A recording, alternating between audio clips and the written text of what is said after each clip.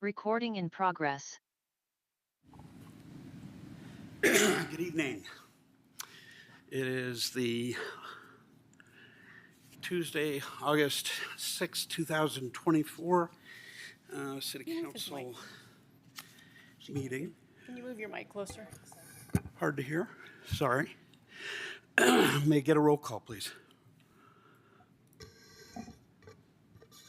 Mayor Pro Tem Dickinson? Here. Councilmember Fahey? Here. Mayor Lay? Here. Councilmember Bierman? Here. Councilmember Hefner? Councilmember Hamilton? Here. Councilmember Kern?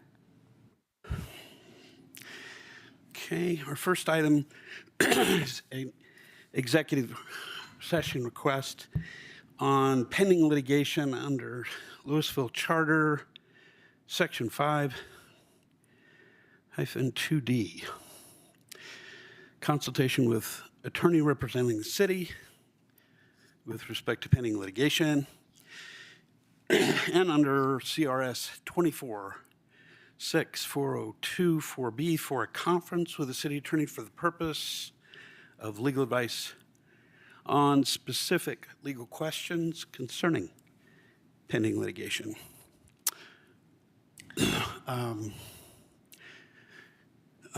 City Attorney, will you introduce the agenda item and request? Yes, thank you, Mayor.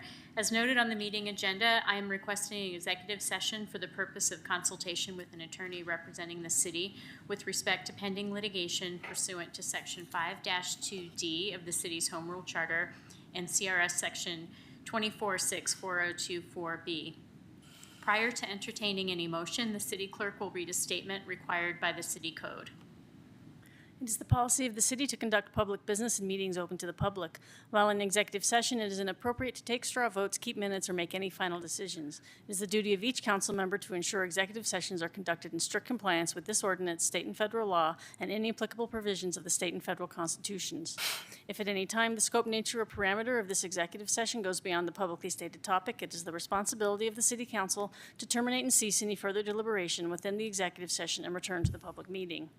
Only those topics described in city ordinances may be discussed in an executive session. Those topics are summarized as follows. Where federal or state law requires the information being discussed remain confidential, certain personnel matters involving only employees directly appointed by the city council or other personnel matters upon request of the city manager or mayor, consideration of water rights and real property acquisitions and dispositions, but only as to appraisals, value estimates, and strategy, and legal consultation with an attorney representing the city with respect to pending litigation.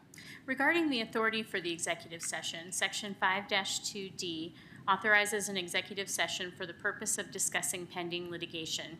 An executive session for this purpose is also authorized by the Open Meetings Law, Section 24-6402-4B of the Colorado Revised Statutes. This request involves discussion pertaining to the city's lawsuit filed regarding the Marshall Fire. With that, you may entertain a motion to go into executive session. Okay. I would move to go into executive session for the purpose of discussing pending litigation and a personnel matter. Sorry. Excuse me. Pending litigation. And the executive session also include interim city manager Sema Fox, city attorney Kathleen Kelly, and litigation attorneys Tori Sherlin and Rob Chambers and their retained consultant Clinton Carmen. Do we have a second? Second. Any comment? Okay, roll call, please.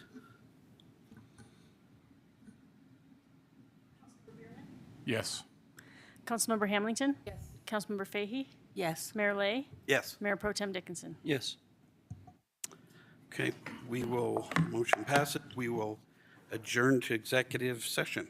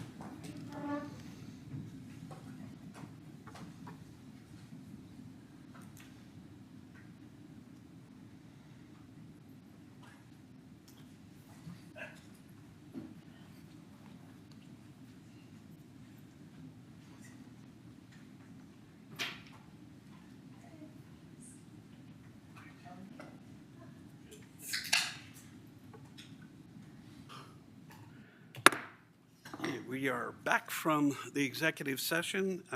City Attorney Kelly. Thank you, Mayor. Mayor and Council, as noted on the meeting agenda, the executive session was for the purpose of discussing pending litigation, and the City Council had such discussion. No action is requested of the Council at this time. Very well, thank you. Next is the Pledge of Allegiance. So please stand with me. I pledge allegiance to the flag of the United States of America, and to the republic which stands one nation, under God, indivisible, with liberty and justice for all. Thank you. All right.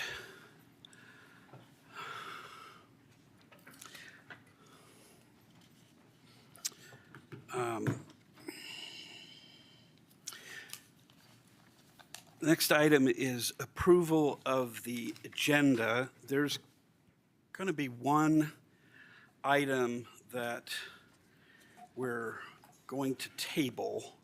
It's not quite ready for prime time, which is item number 10D. And that is an ordinance amending Chapter 1518 030, the Louisville Municipal Code concerning the 2021 International Energy Conservation Code, which is up for second reading, public hearing. And I think that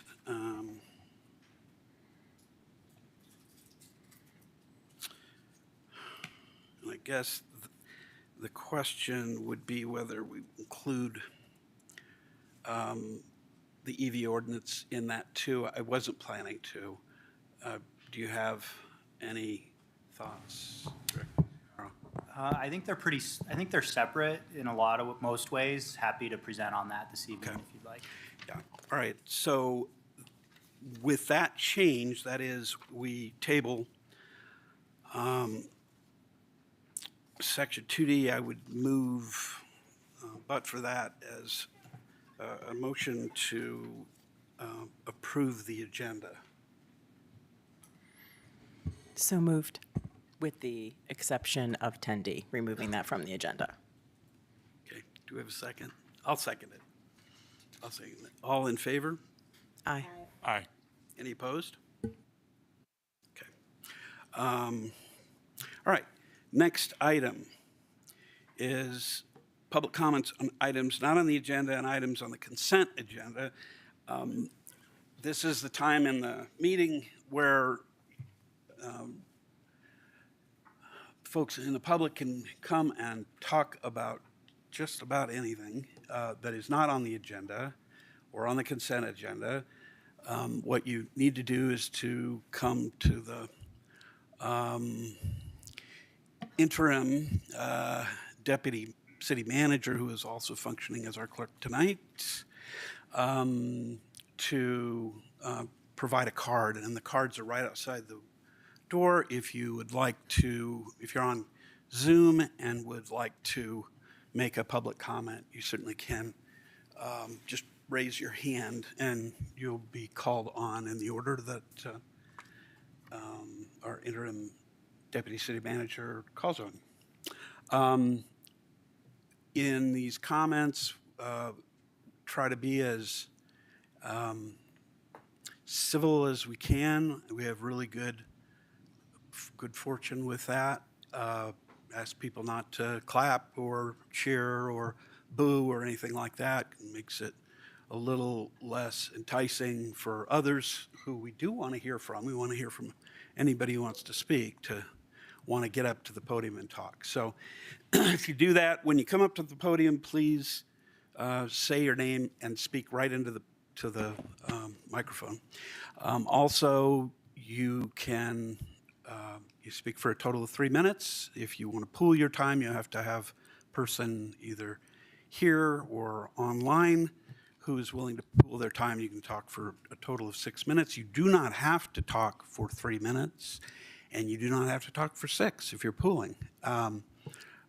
Talking for less than that is just fine too. So do we have any public comments on items not on the agenda and items on the consent? First card I have is Josh Cooperman, and he'll be followed by John Wilson.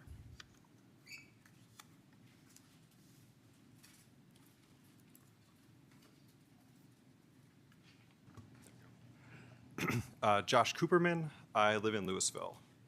I would like to make a brief comment about consent.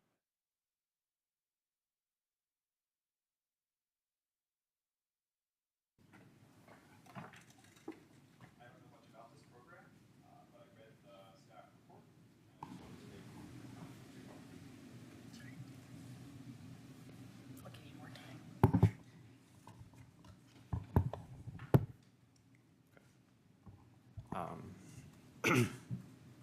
All right. So this seems like a very valuable program for our small businesses. And clearly, with only 2 staff members on our economic vitality team, we cannot perform the sort of support that I assume this program provides for our businesses. That said, I'm a little mystified why we are increasing payments to this program by almost $21,000 from $50,000. I looked at the report on the previous year's activities, and I would say they don't really meet the targets. In particular, there was a sales tax target of increasing sales tax by $500,000, and the reported increase was $12,800, which is only 2.5% of the target. That said, the capital formulation was double the target. I don't know how that particularly impacts the city. But then there was also a target for 300 hours of consultation, and we only got about half of that. Now, I'm sure that's in part because people just didn't sign up for the consultation. And maybe, as it says in the staff report, there'll be more interest in the coming year, but it still seems worth questioning whether it's worth paying $20,000 more for these services that didn't seem to meet the target. I'm not saying we shouldn't have these services.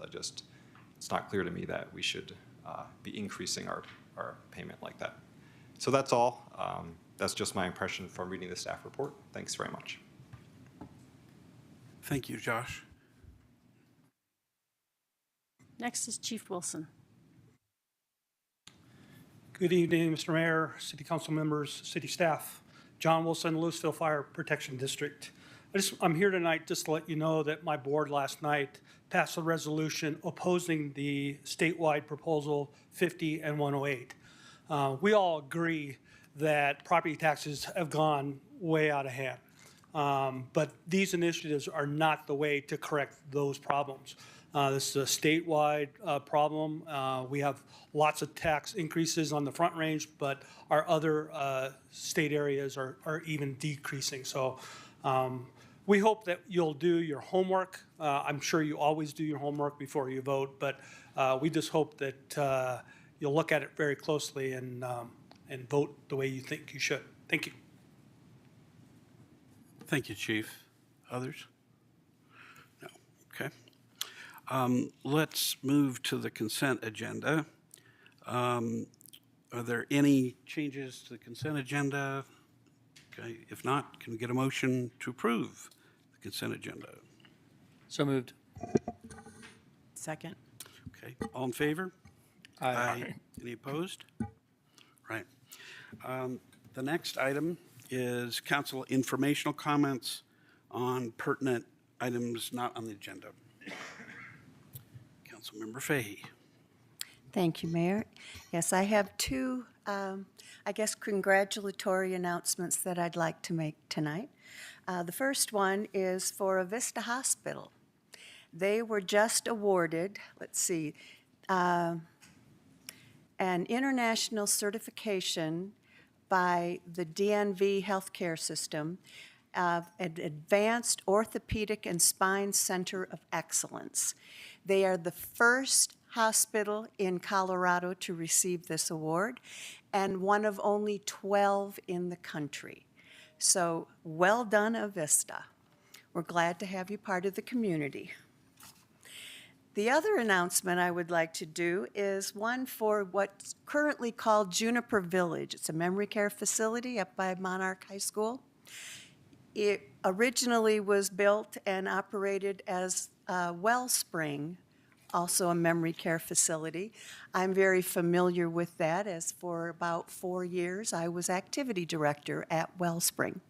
They are celebrating their 25th anniversary of being here in Louisville, providing wonderful care for any memory care residents. So thank you to both organizations. Thank you. Are there other items that folks would like to mention? Good. I just mentioned we had a mayor's mid-year talk on Thursday night. It was well attended, a lot of questions. Stayed around till the end to answer a lot of questions. But I appreciate, as always, the engagement of the community. It's just, it never ceases to amaze me that folks might give up time going to a concert to come and hear the mayor, but I'll take it. All right, next item is, if I'm remembering, the city manager's report.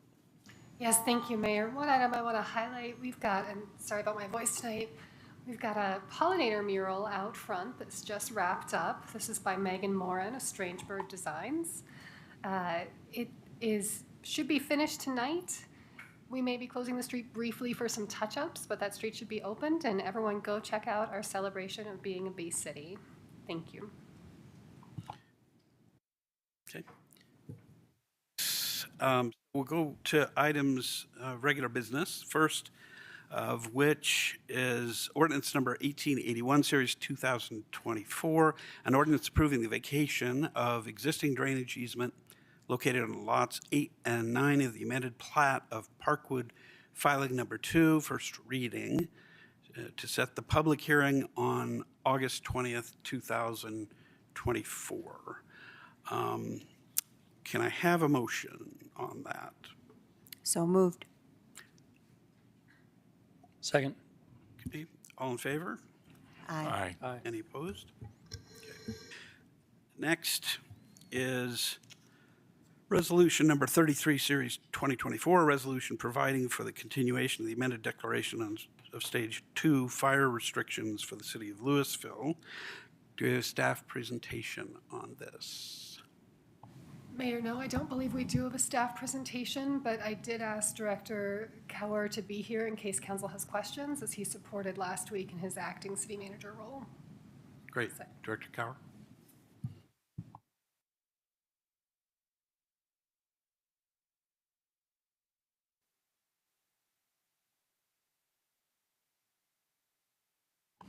Good evening, Mayor and Council. Last Thursday, August 1st, after a long week of significant fire activity and significant drought reporting being from moderate to extreme throughout the Front Range, Boulder County and the Boulder County Sheriff's issued a stage 2 fire restrictions.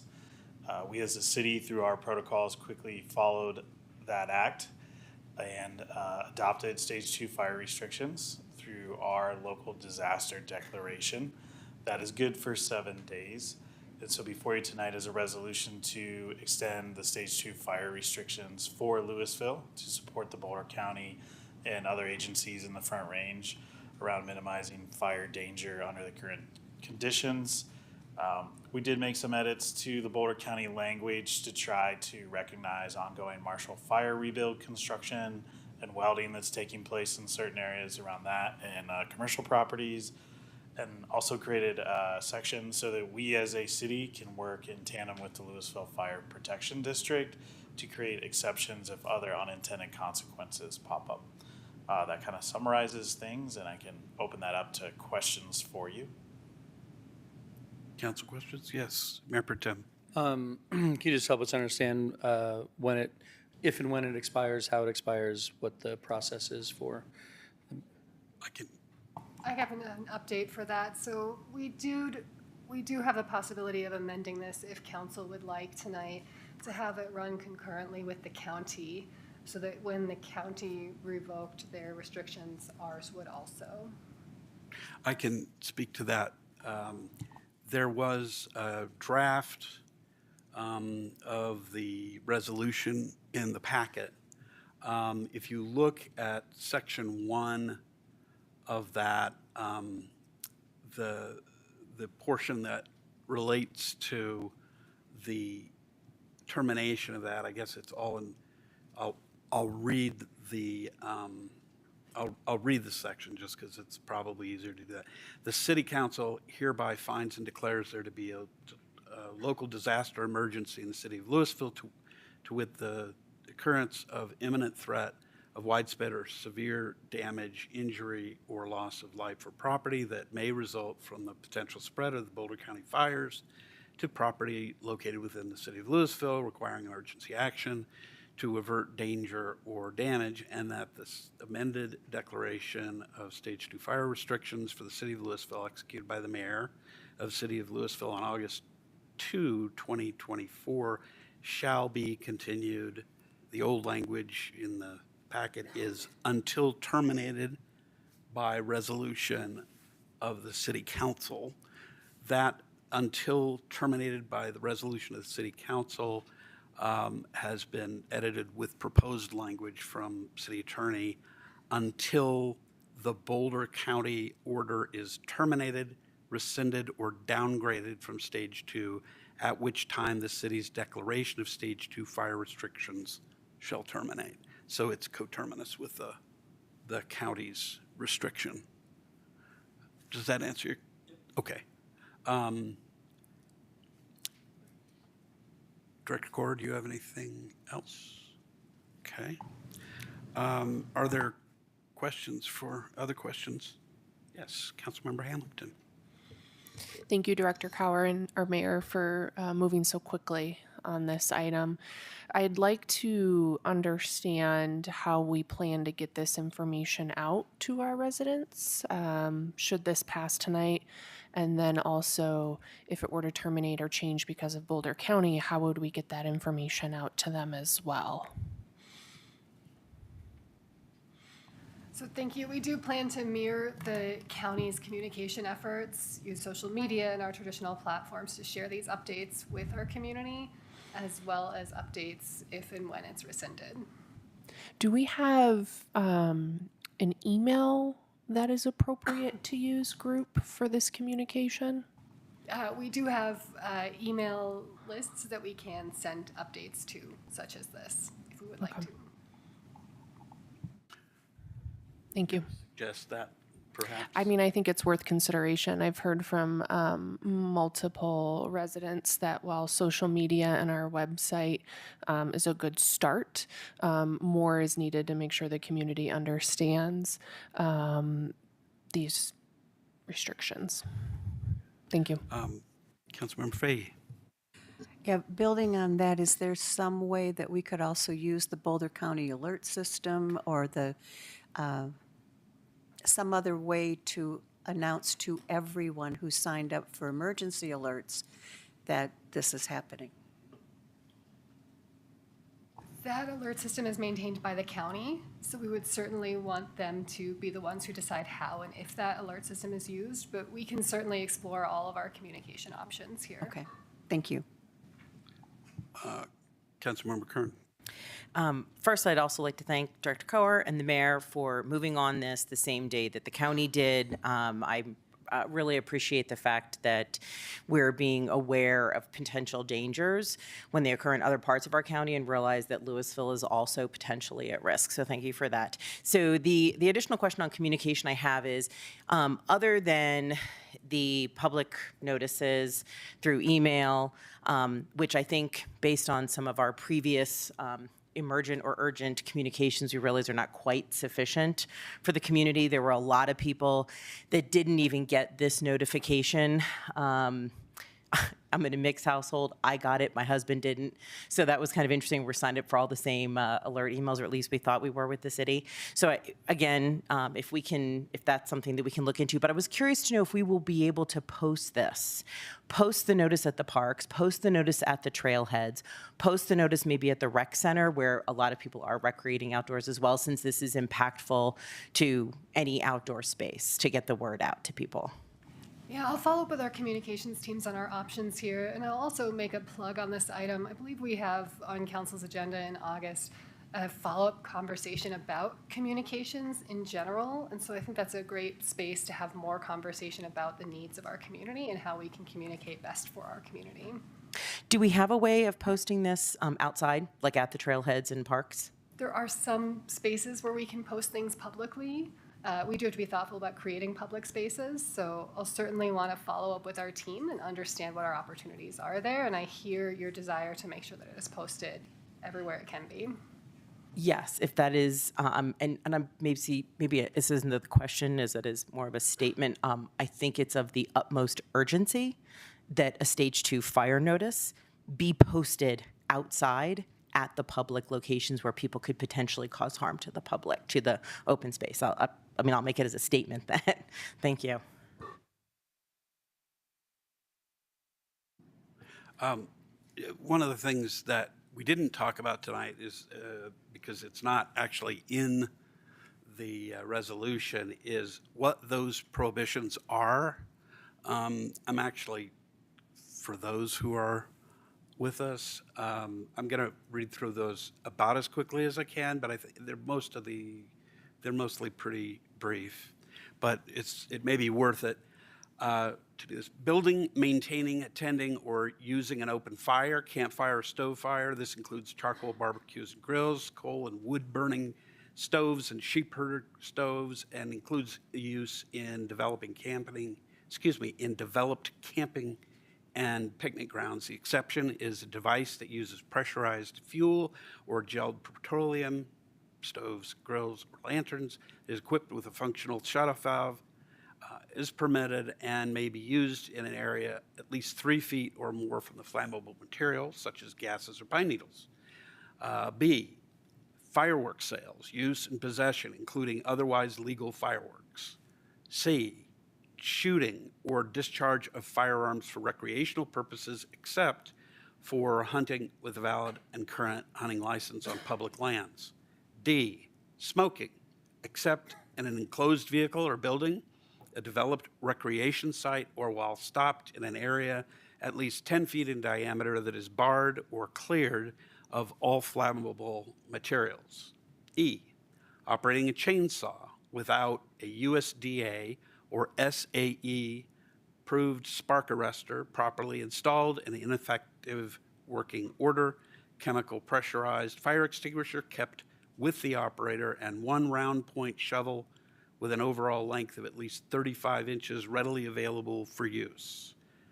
F, welding or operating acetylene or other torch with open flame is an exception, which one of our employees pointed out. Chad Root, I think, pointed this one out. The exception is welding can occur inside a building, or if outside, there must be 2 20-pound fire extinguishers on site, along with 4 5-gallon buckets of water on site next to the area where welding is occurring and fire watch protocols are taking place, with an extra person spotting the welder and watching where sparks are going. Welding shall take place in an area where combustible and flammable material, such as grasses and other natural vegetation, is greater than 25 feet away from what is being welded. G, using an explosive or doing any kind of blasting work. And H, possessing or using a motor vehicle off established roads, motorized trails, or established parking areas, except when parking in an area devoid of vegetation within 10 feet of the vehicle. So those are the prohibitions, and that, I think that document, our declaration, is posted on the website. Where? Do we know? Interim City Manager Fox. I do believe it is posted on the website. It would take me a minute to find the specific link for you. Okay. In any event, if it's not, it will be very shortly. Is there any other comment from staff or any questions from council? Okay. Are there comments from the public? I get it. Any questions? No questions, comments from the public? All right. Any other discussion from council? Okay. Is there a motion on resolution number 33? I'll move. Second. Oh, sorry, go ahead, you're going to read it?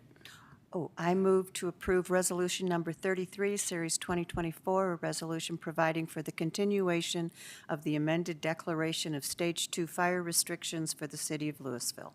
Second. Any discussion? All in favor? Aye. Aye. Actually, take that back. We have to do a roll call Resolution. for this one. Sorry. Councilmember Kern? Yes. Councilmember Hamilton? Yes. Councilmember Fahy? Yes. Mayor Lay? Yes. Mayor Pro Tem Dickinson? Yes. Councilmember Bierman? Yes. And Mayor, if I may, it is posted on the front page of the website. Very good. Resolution passes. Thank you very much on that, and thank you to our citizens for abiding by those restrictions. Really important for all of us right now. Good. Next is resolution number 34, Series 2024, a resolution approving a business assistance agreement with Dillon Companies, LLC, for an economic development project in the city of Louisville. Does anyone on council have any disclosures to make? Seeing none, as for the staff presentation, you can take it away. Great. Thanks for having me, Council. My name is Vanessa. I'm the Economic Vitality Manager, and I'm here today to present to you a business assistance package for a proposed new King Soopers marketplace on the McCaslin corridor. So to just give some background on King Soopers is one of about 20 flags that the brand Kroger has within the United States. King Soopers is the predominant brand in Colorado, and they have about 120 locations across the state. The project is proposing a King Soopers marketplace. So in addition to the grocer component of the shop, they will also have expanded services to include pharmacy, general merchandise, outdoor living products, electronics, and toys.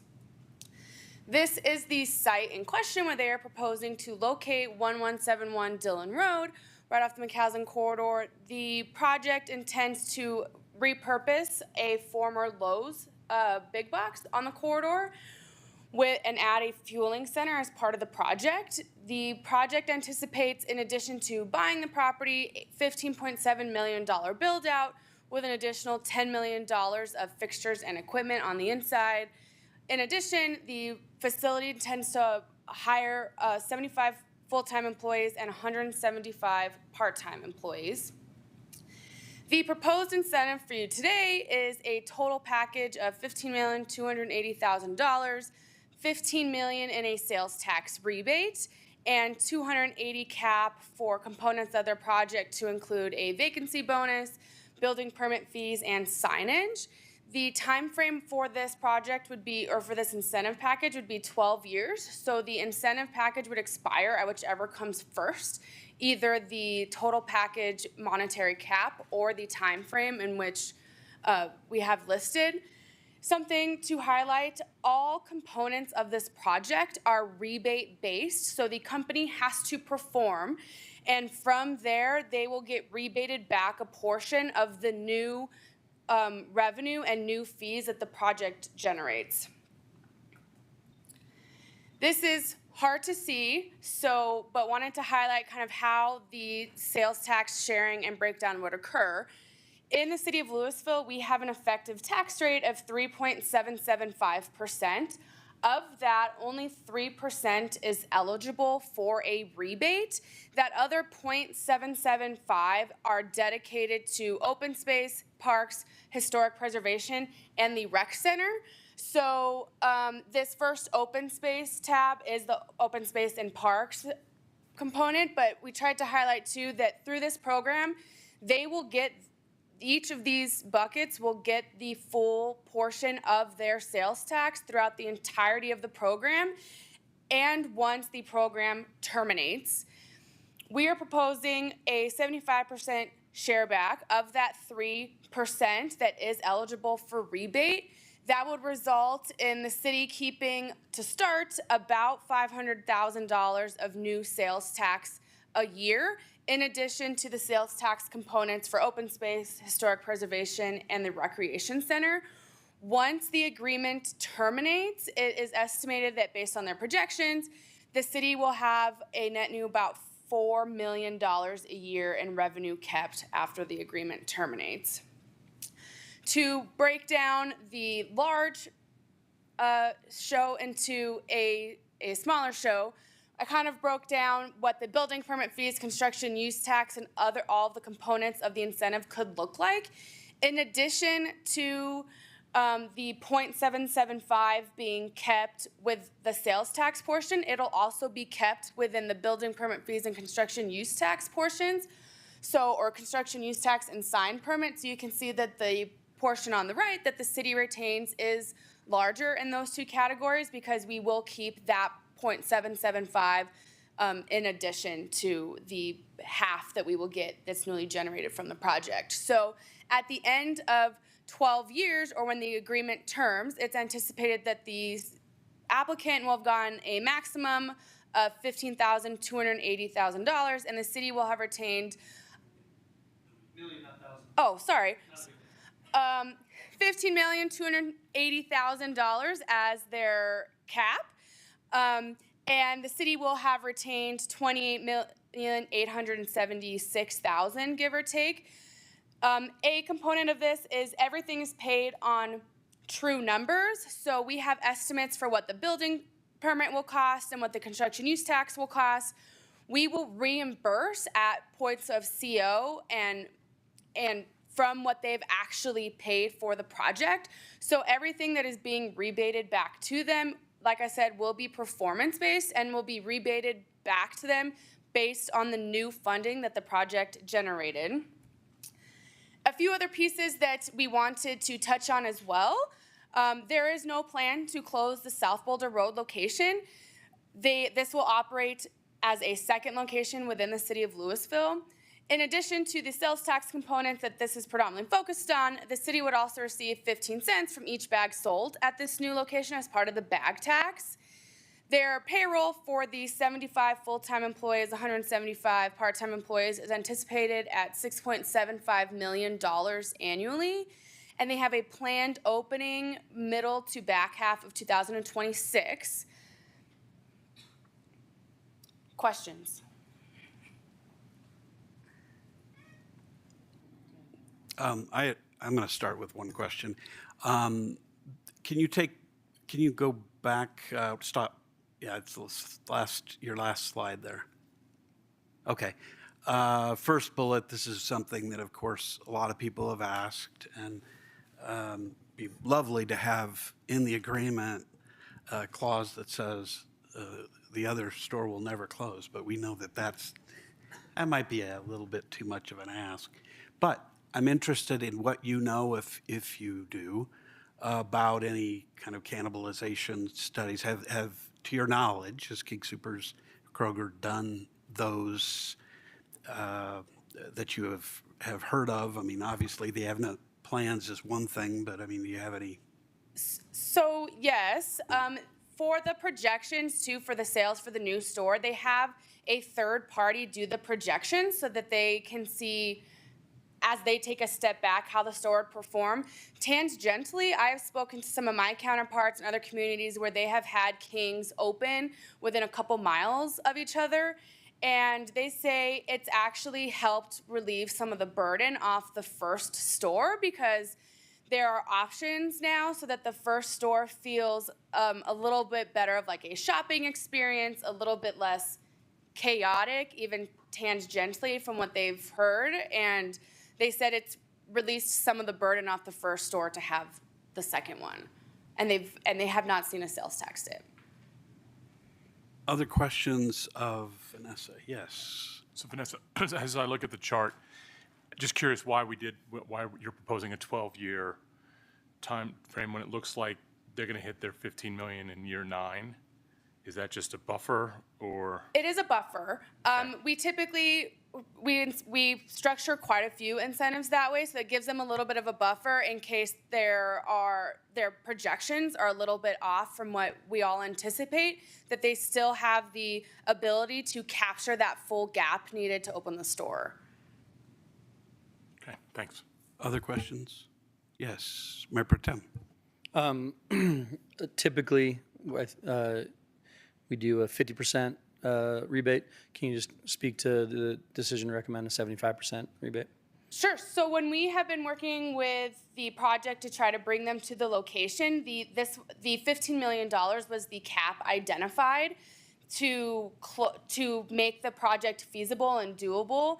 And so in order to reach that cap, the 50% did not get us there for quite some time. Thank you. Go ahead, Councilmember Hanley. An extension of the question regarding cannibalization with the other King Soopers in town, has there also been a similar study regarding gas stations in close proximity to the one that's proposed here? Not that I know of. Typically, gas stations do cluster, but we have not done a cannibalization study on the gas station. Thank you. Some of our questions, as you can tell, may not be.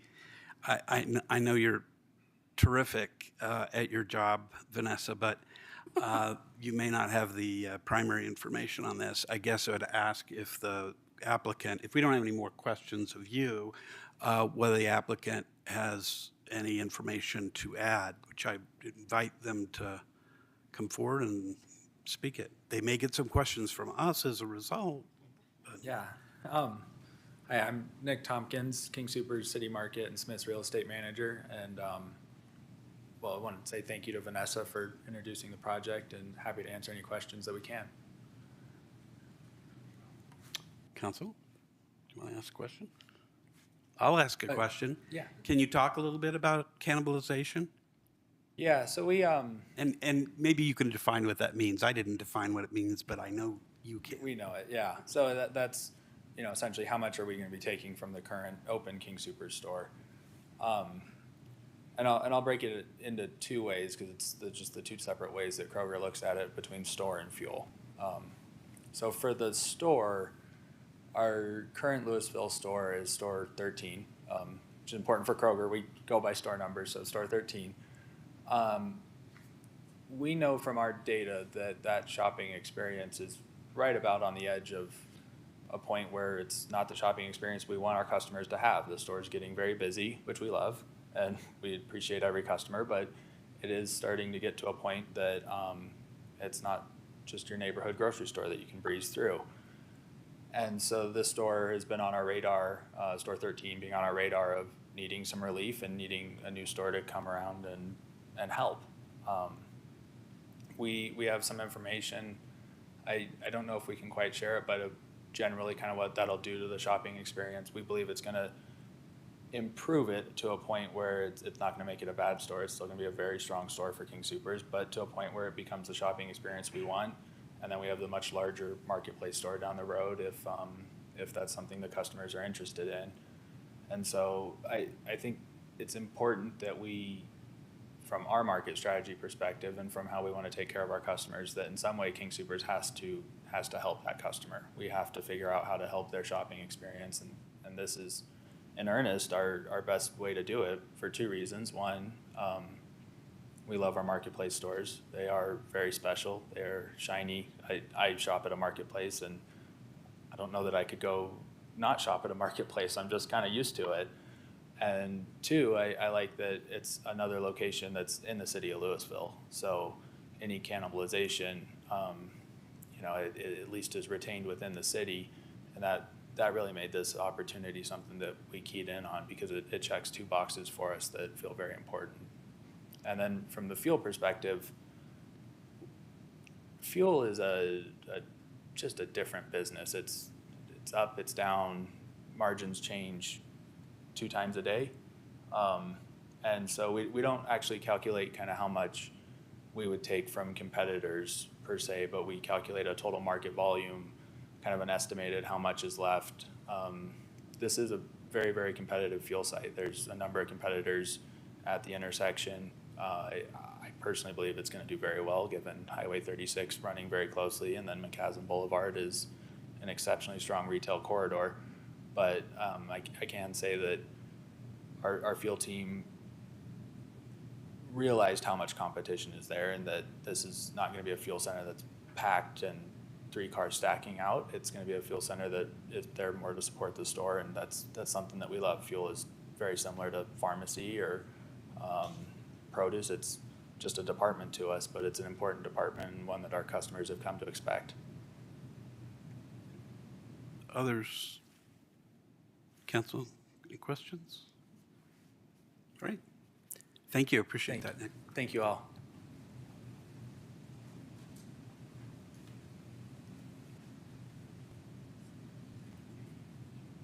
If we don't have any more questions for Vanessa, let's take public comment. Do we have any request to publicly First will comment? be Josh Cooperman, followed by Catherine Smith.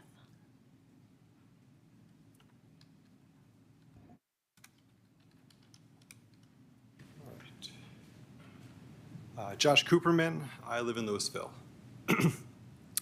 I would welcome a King Soopers marketplace filling the vacant Lowe's in Louisville. Besides filling a vacant store, it would be an amenity for the neighborhood over there and the city and even neighboring municipalities. It would be a walkable, bikeable place for the CU development, as well as any housing that we eventually build west of McCaslin. And it would be an additional tax base for the city, even though, as there's been some discussion around, it would displace some tax coming from other locations. So I would be happy to support the business assistance package with 2 suggestions and 1 condition. So first, my suggestions. I don't know if this is the most appropriate place to make them, but I'll make them anyway. First, I would like to echo a suggestion from Audrey DeBarros that she made in a letter, and that was to ask that King Soopers provide eco-passes for all of its employees. I think that would be a really good idea. The second one is basically to ask that they improve pedestrian and bicyclist connections to the site and also the infrastructure for pedestrians and bicyclists within the site. I think that would be very helpful. Now let me move on to the condition, which is the fueling station, as I'm sure you guessed. Ideally, the applicant would remove the fueling station from the development plans. If not, then I must request that the fueling station be excluded from the business assistance package. If we provide assistance to this fueling station, then we would be subsidizing new fossil fuel infrastructure, which is unconscionable in light of climate change. In any case, as best as I can determine, this fueling station is only permitted if you waive the 1,000-foot buffer requirement from nearby gas stations. The buffer requirement is intended to prevent any neighborhood from being overburdened by fueling stations. Given that there are 2 very nearby fueling stations, I would contend that a 3rd fueling station would overburden this neighborhood. Recall that this neighborhood is home to a preschool and may very well be home to housing in the near future. If an application comes to the city for such a fueling station, then I will oppose this application, and I will rally others to oppose it. In any case, since the thing at question tonight is the business assistance package, I really hope that you carve out the fueling station from that entirely. Thank you very much. Thank you, Josh. Others? Next is Catherine Smith, to be followed by Mark Cathcart.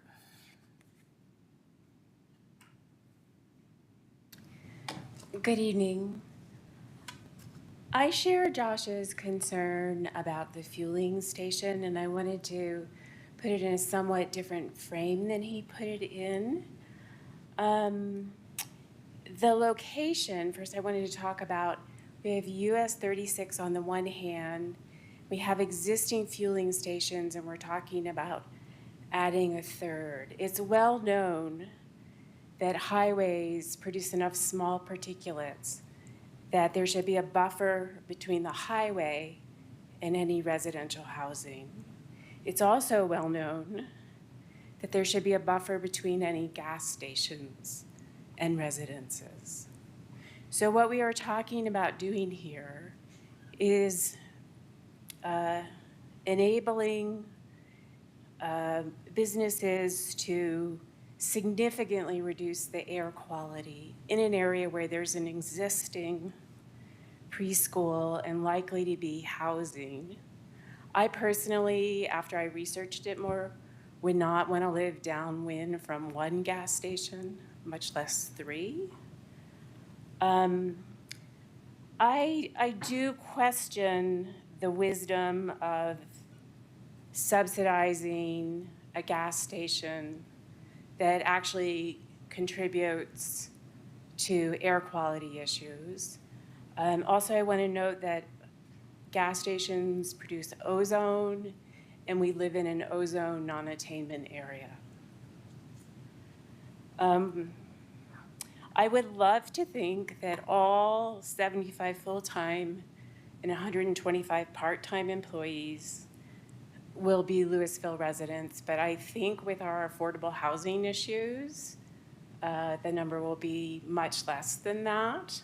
I'm sure it will offer some employment. So I question the 50%, the 75% subsidy when 50% is more typical, given the cost-benefit analysis. Thank you. Thank you, Catherine. Next is Mark Cathcart, to be followed by Susan Liu.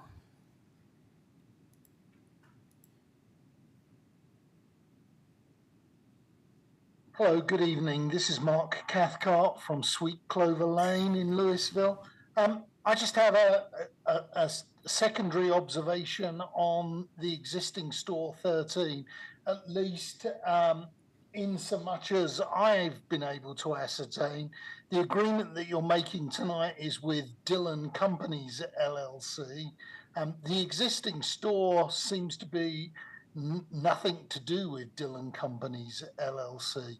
So, while I'm like Josh Cooperman enthusiastic to see a new King Soopers market, based on at least my prior experience 10 years ago at H-E-B markets in Texas, I think this is somewhat of a hollow promise that they won't close down the existing store 13. I regularly shop at the existing store 13. I walk there 4 to 5 times a week. So I just wanted to make that observation. You're legally making a contract with a company that doesn't own, as far as I can see, the store that they're promising not to shut down. I would remind the City Council that there is an outstanding merger with Safeways. If that goes ahead, they have already committed to close down both the Louisville King Soopers, the Louisville Safeway, and the Safeway in Superior. So I just wanted to remind the City Council of that. And obviously, if they go ahead and shut down either of those stores, the offset by retaining the taxes in Louisville will be much less, not least because we're giving them a 12-year break, but also in the interim, one assumes they will have shut down both of those additional shops. So thank you very much, as always, for your time and listening to me this evening. Thank you. Thank you, Mark. Next. Next is Susan Liu.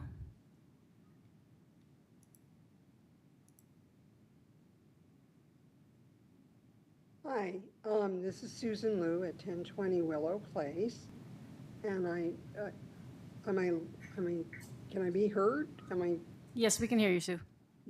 I just want to say, I would urge the City Council to pass the package as proposed with the gas station. You know, it is really silly for a vocal few to think that nobody drives in Louisville. I use King Soopers gas stations because I shop at King Soopers and get fuel points. And unlike some, I don't cross the bridge and go over to Costco if I've got King Soopers gas points. So I would be delighted to see another King Soopers gas station. I also, for those of you who haven't shopped at a King Soopers marketplace, when I was displaced by the fire, I didn't have a choice and was shopping in the Supers Marketplace. And they are fantastic stores with a lot more choice. And that gives you a better range in pricing. And I would just urge the council to pass the package as proposed, and let's get on the road and hopefully have a new King Soopers by the second quarter of 2026. Thank you for your time. Thank you, Sue. Any others? Okay. Do we have, is there somebody raising? Yeah, please come to the, yeah. Typically, Yeah, sorry, I didn't sign up for anything because I didn't know this was specifically about a King Soopers. Yeah, my wife and I had discussed. Can you give your name and? Oh, my name is Michael Perkins. I live at 229 Vulcan Street, Louisville. Yeah, we were hoping that a King Soopers would open up there. I am fully in favor of the fuel station. My wife and I have saved thousands of dollars over the years using King Soopers points to get discounts of up to $1 a gallon on fuel. And we've really enjoyed that benefit. I hope that they don't close the King Soopers they currently have. I don't believe that is included in the divestiture agreement for the acquisition of Safeway. It was only the Safeway that was on McCaslin that I recall. I just hope that the radii of the two stores' services don't overlap so much that they allow my closest King Soopers to close and have us have to drive all the way across town instead of 5 minutes, a 15-minute drive, which that would actually be the largest contributor of greenhouse gases, is just a longer trip. And I hope that the market can support both. And yeah, I'm fully in support of it. Thank you. Thank you very much. Anyone else? Okay. I actually want to ask the representative of King Soopers to come back up, and the antitrust litigation is complicated. It's but you heard what was said by Mr. Cathcart. Can you enlighten us about whether those statements are correct, or if they're not, what the reality is? Yeah, so, and I get about one email a week on messaging and what we're supposed to say, what we're allowed to say, ongoing litigation. Just trying to make sure that we have the right notes out there. I think what I can say is the divestiture list, at least as proposed currently, is public and is in the news. So very fair for everyone to go look. But as part of the merger, Kroger has made a very strong commitment that the stores that are acquired but divested are not going to close. Instead, they're going to be sold to an operator called CNS, who has a long track record in the grocery industry, well capitalized, and in earnest, we expect them to be a true competitor for us. So I'm trying not to get fired here. I don't want to say something. I'm going through emails in my head, but there is no plan to close the divested locations. Those are planned to be operated through CNS, a separate company. And then as far as Store 13 up in northern Louisville, I have a call tomorrow with that landlord, and we're asking to commit to more lease term, and we've been working on that for about 18 years, so, or 18 months, sorry, 18 months. So we are really pushing to have both locations, and it's an area we want to commit to. Understood. Appreciate your trying to walk that line. Other questions? Yeah, Councilmember Kern. I think it goes to the point of, and I think it was Mr. Cathcart that brought it up as well, that the agreement, the BAP agreement is, and if you could clarify, is it with the same ownership of King Superstore number 13 or not? Yeah, so Dillon Companies LLC, we call it DC LLC, is one of two kind of operating entities that we have in the state of Colorado, the other being Dillon Real Estate. So Dillon Companies LLC operates the vast majority of our 120 King Soopers locations, including the one up in Louisville. So it's the tenant, the owner there is the Kroenke Group, and then we're a tenant. So if you pull county assessor data, it's going to show Kroenke Group as owner, but we have a long-term lease with them and are hoping to make it longer.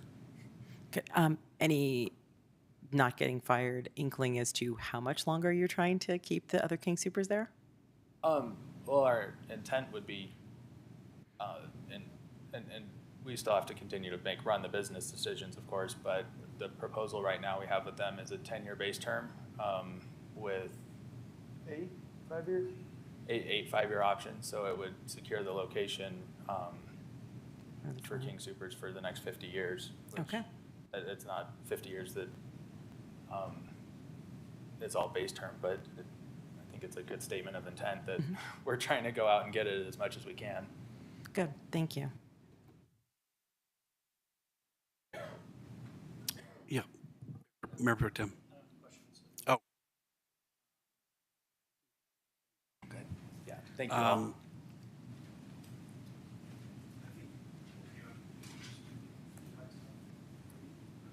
Let's move to council comments.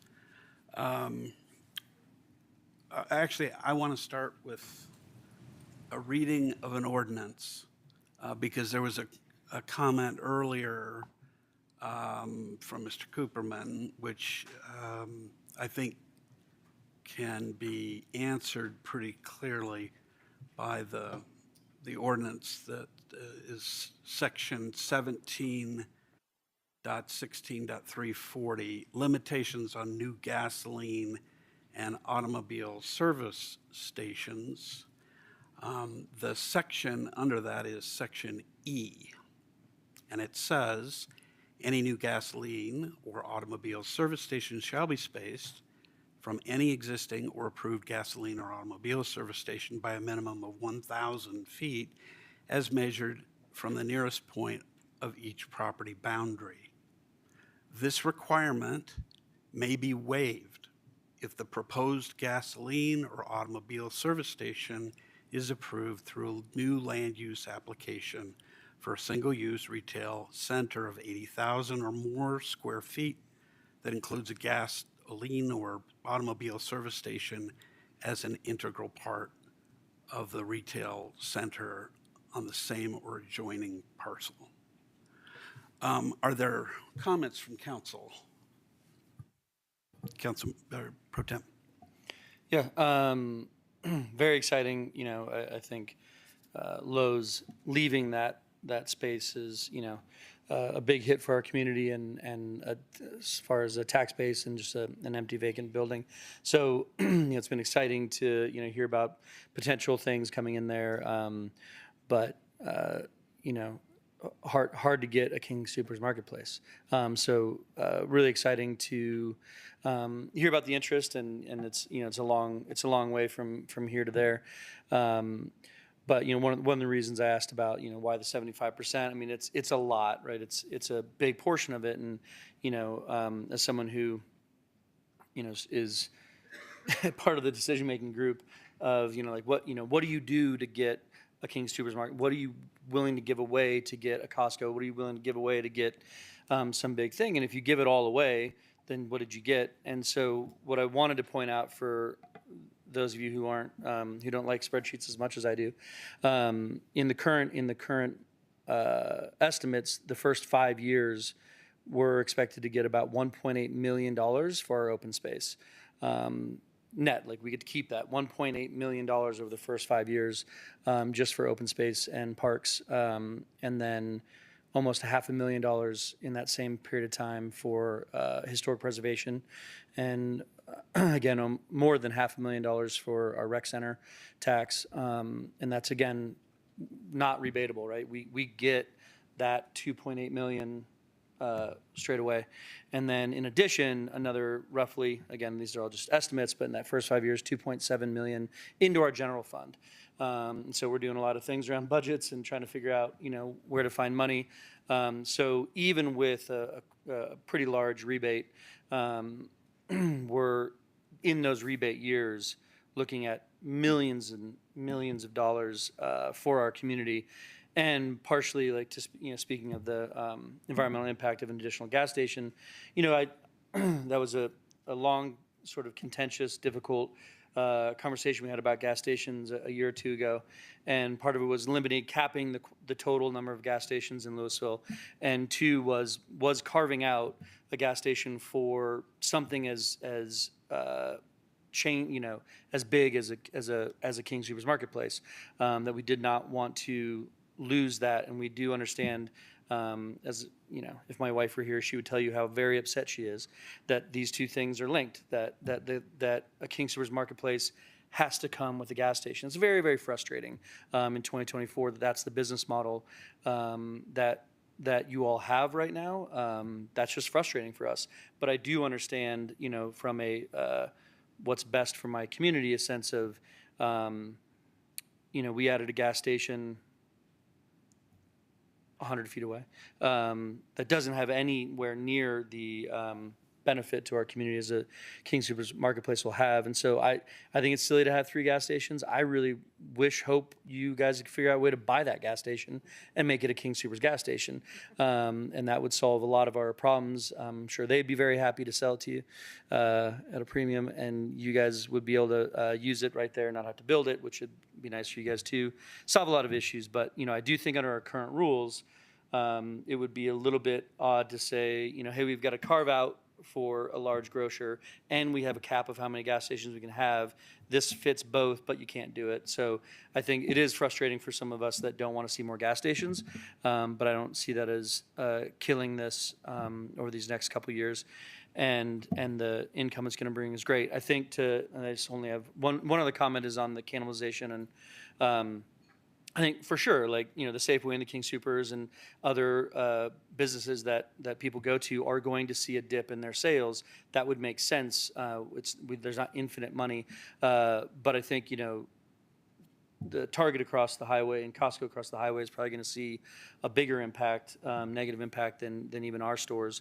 And then what we haven't talked about, because it's all kind of outside the edges of what we can control, is the external benefits of a marketplace that close, right? So people, I think, understand that. We had mention of the CU project moving forward and having that be there for them, but also just the other restaurants and stores and the empty Carrabba's. I don't think will be empty in 2026 if there's a King Soopers marketplace behind it. So that income isn't being considered in the impact, and right. So the whole McCaslin corridor is improved with a King Soopers marketplace, and so you guys aren't really presenting today. And Vanessa, you've done a great job getting us to this point. Thank you very much for that. But that's other things that just didn't get really brought up, is that those external impacts, positive impacts, along with the cannibalization. So if you're going to think about what we're going to lose, you should also think about what we're going to gain in increased interest in the area. So I'm in full support of it. I'm super excited for this potential, and I'll be supporting it, but I'm excited to hear other comments. Thank you. Councilmember Kern. Thank you. Also very excited about this project, but I first want to thank our staff. I mentioned this to Sama Fox earlier, but I wanted to thank the team who has been working with developers. You have actually listened to our community. You've listened to our residents. You look at the resident survey. They want to have economic prosperity improvements within our city. They would like buildings that are empty filled. And, like a vitality in itself, like coming back to that whole McCaslin region. And they wanted to provide services for local Louisville residents. This hits the top 3 things that our residents are telling us they'd like us to say yes to. And I'm real big on listening to the residents and saying yes to what they want. So as my fellow council member said, I am very much in support of this project. It will save me from driving to Arvada, to your your marketplace in Arvada, which I will say I love very much, more than I actually thought that I would. So I already don't put my tax dollars at King Soopers number 13. Mine goes to Arvada. I'm super excited to bring them back into Louisville. So thank you for bringing this forward. And thank you to the residents for listening. And again, this is the kind of heavy lifting that we're asking of our city staff, working with developers, working with the business community, bringing things to us that we would really like to see improve our lifestyle in Louisville. Thank you. Thank you. Any comments? Yes, Councilmember Hamilton. Thank you. Pro Tem Dickinson and Councilmember Kern very nicely highlighted some of the items I was going to speak to. What I'll add on here is I was going to ask this as a question, but I'll make a comment, and then one of you nod or shake your head what the answer is. But there were some comments brought up earlier about eco passes, connections to the site, buffers.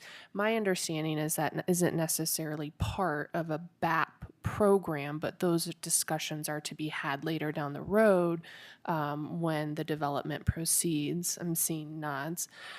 Okay.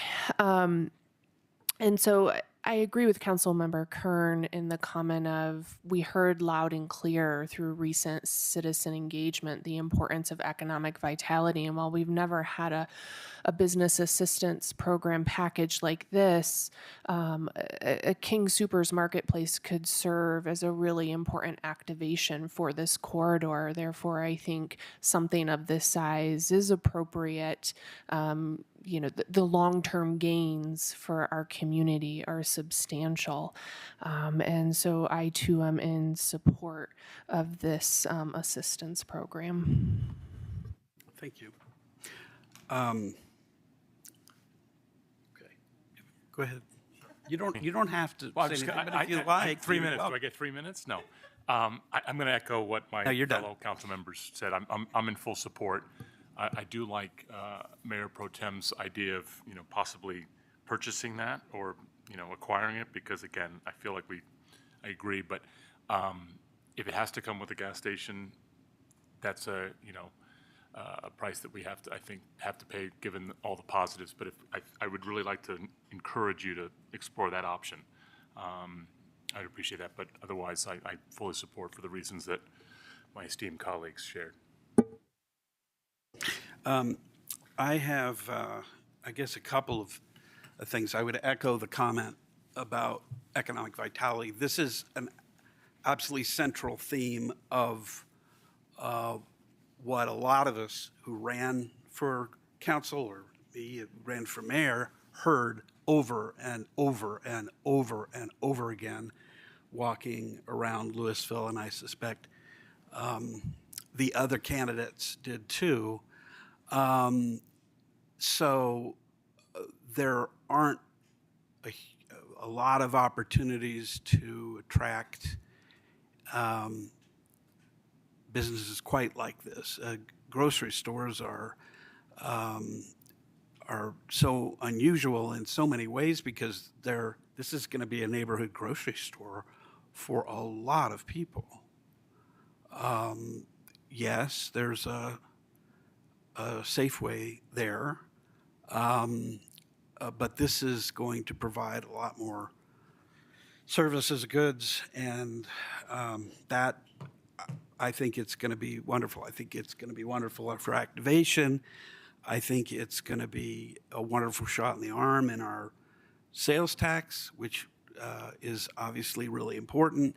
I think it's terrific to see that you've got a substantial payroll. That's something we sometimes forget about here. We need businesses to employ people here. We really do. And this is a pretty labor-intensive operation. I don't share, I know there were comments about, I don't know, well, I'm not sure there were comments like this. I believe that there will be people who will use public transportation to get here, and it's a wonderful opportunity just very close to the BRT to be able to enable that. People from Boulder, people from other places, not just Boulder, but even further south that I think will get an opportunity to work among us. And that's really, that's going to make Louisville better, is to have people come in and be a part of our community and the workforce. I think that's great. So that's a really important thing for me. We lost a gas station to, not lost, but we went down one gas station just downtown here. So the net is not really adding any. But I think in terms of environmental impact, I harken back to a comment that was made earlier.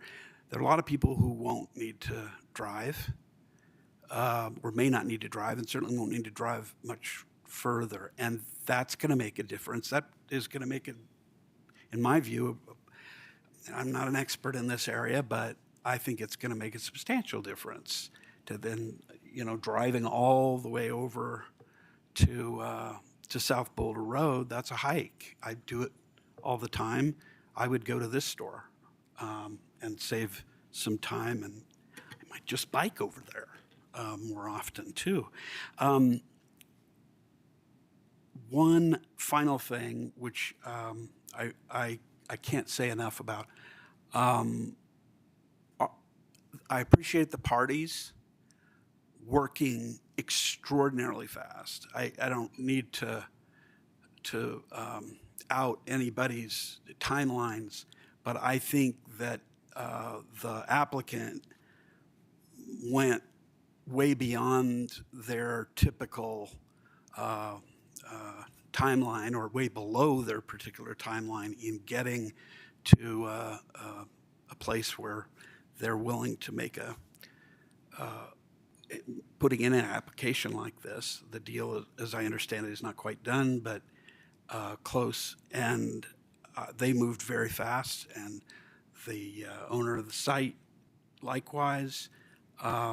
This, for my purposes, kind of dropped out of the sky. We've been talking about this for years and years and years, and I know there have been prior discussions, nothing that came to fruition. And I have to say that our Director of Community Development, Rob Zaccaro, did an amazing job, and his staff, including Vanessa and others, at being responsive, making commitments that the city can meet in terms of getting whatever kinds of permitting and things going. They're just the kinds of changes that and performances that are exactly what we need in this to fulfill those goals that the citizens have. And it's a terrific, from the public side, excellent, from the private side, excellent, and I think it's going to do a great deal of good in our community.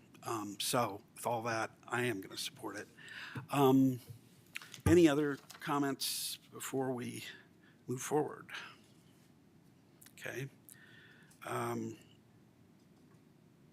I am going to move for the passage of resolution number 34, series 2024, resolution approving business assistance agreement with Dillon Companies LLC for an economic development project in the city of Louisville.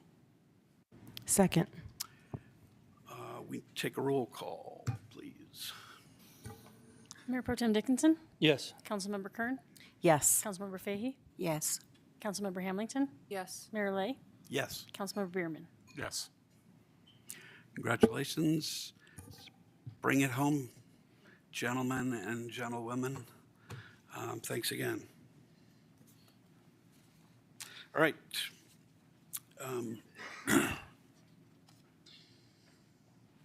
Let the room clear for a second.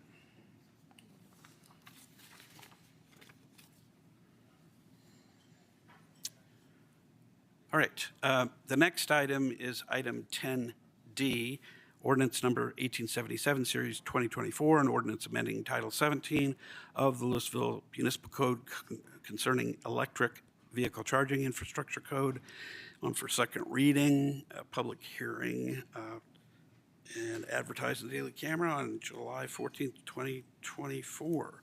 Going to open the public hearing and ask for a staff presentation. Good evening, Mayor, members of City Council, Rob Zucchero, Community Development Director for the city.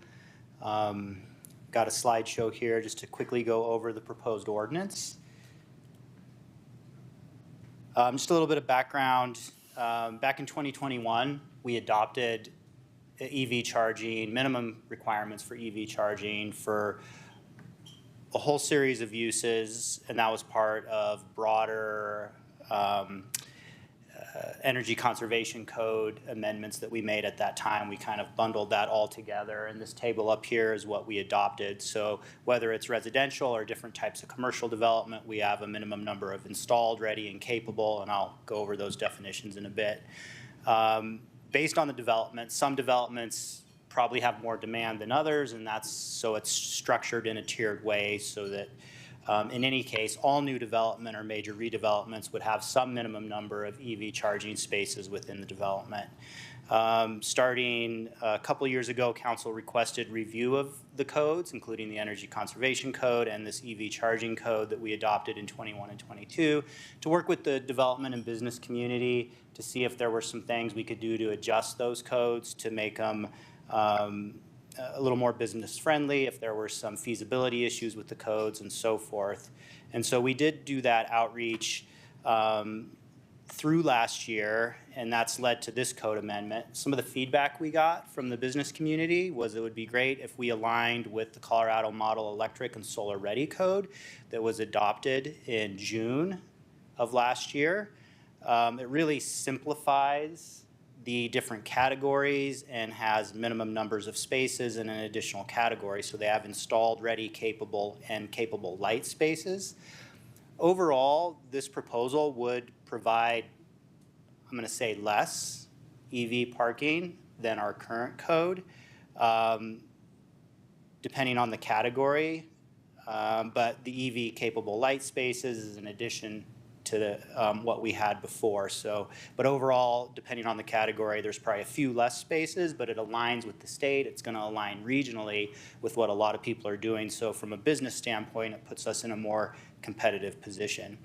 So this is the proposal, is to go with these categories. So basically, all commercial buildings are grouped together, and where it says commercial buildings, non-R2 occupancies, that's multifamily. That's just a fancy way of saying multifamily residential. And then we have commercial buildings, and then residential buildings. So the categories are installed, and so that means it's a fully functional charging station. So when you see those percentages up there, you'd have to have a minimum of those number of spaces that are fully set up for charging. Ready means it's wired for charging, but the charger is not installed.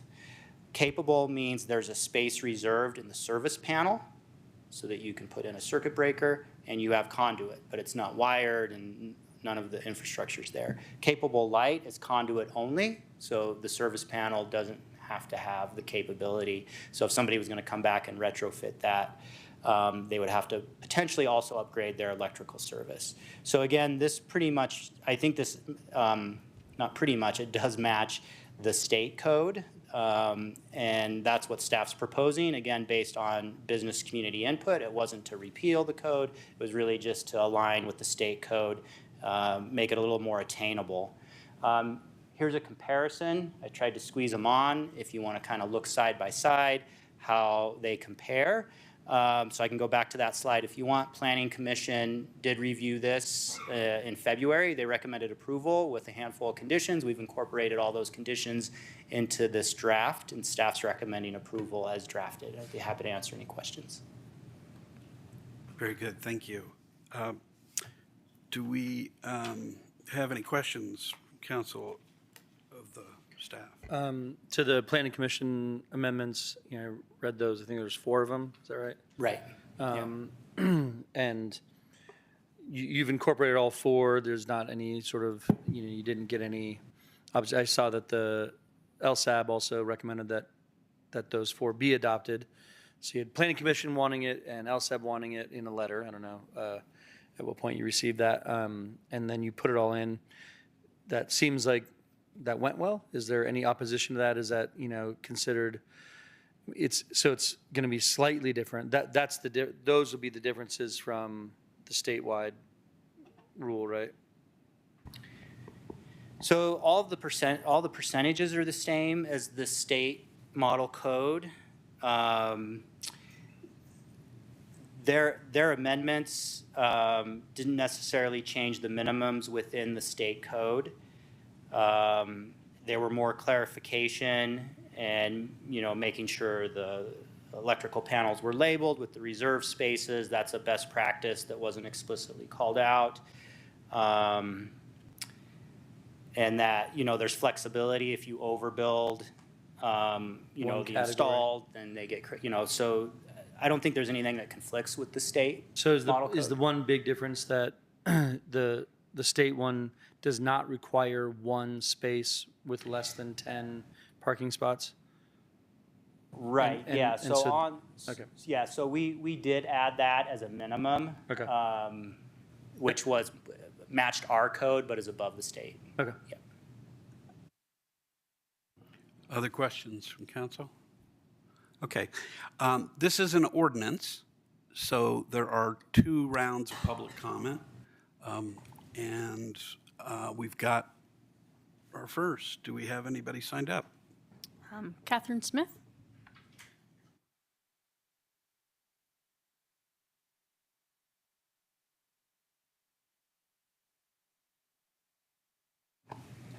Thanks, Rob. I'm Catherine Smith. I live in Louisville. I really just have a question, which is I don't understand how this would apply to people who are renting properties and whether we're making it difficult for them to own electric vehicles or not. I mean, we might have it so that it's great for them. I don't know. Thank you. Thank you, Catherine. Any other public comment? First round? Okay. Other council questions? I'm going to ask the one that Catherine Smith just asked. If there is an answer to that, please step up. Sure, yeah. So for multifamily, the code provides that there is a minimum number of all of the categories of spaces are provided in a multifamily development. So if it's a very small multifamily development, there's a minimum of 1 of each of the types of spaces. If there's more than 10 parking spaces in an apartment building multifamily development, it goes by percentage of spaces provided. So there will be a provision. It's not a 1-for-1 in multifamily as it's written out. So if everybody in the multifamily owned an EV, this probably wouldn't provide their own space. But it is a start, incremental improvement in providing EV charging for those developments. Director, is that just for reference, the chart, the percentages and so forth, is that the chart on page 365 of the packet, page 5 of the text of the ordinance? Yes, I don't have the full packet up, but within the ordinance, it is the table in the ordinance that isn't stricken through, it's underlined. So it says commercial buildings, R2 occupancies, those are multifamily. Okay, that is the same.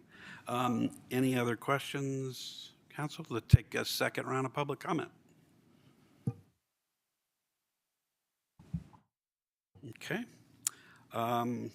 Council comments, if you have any Councilmember Kern, go ahead.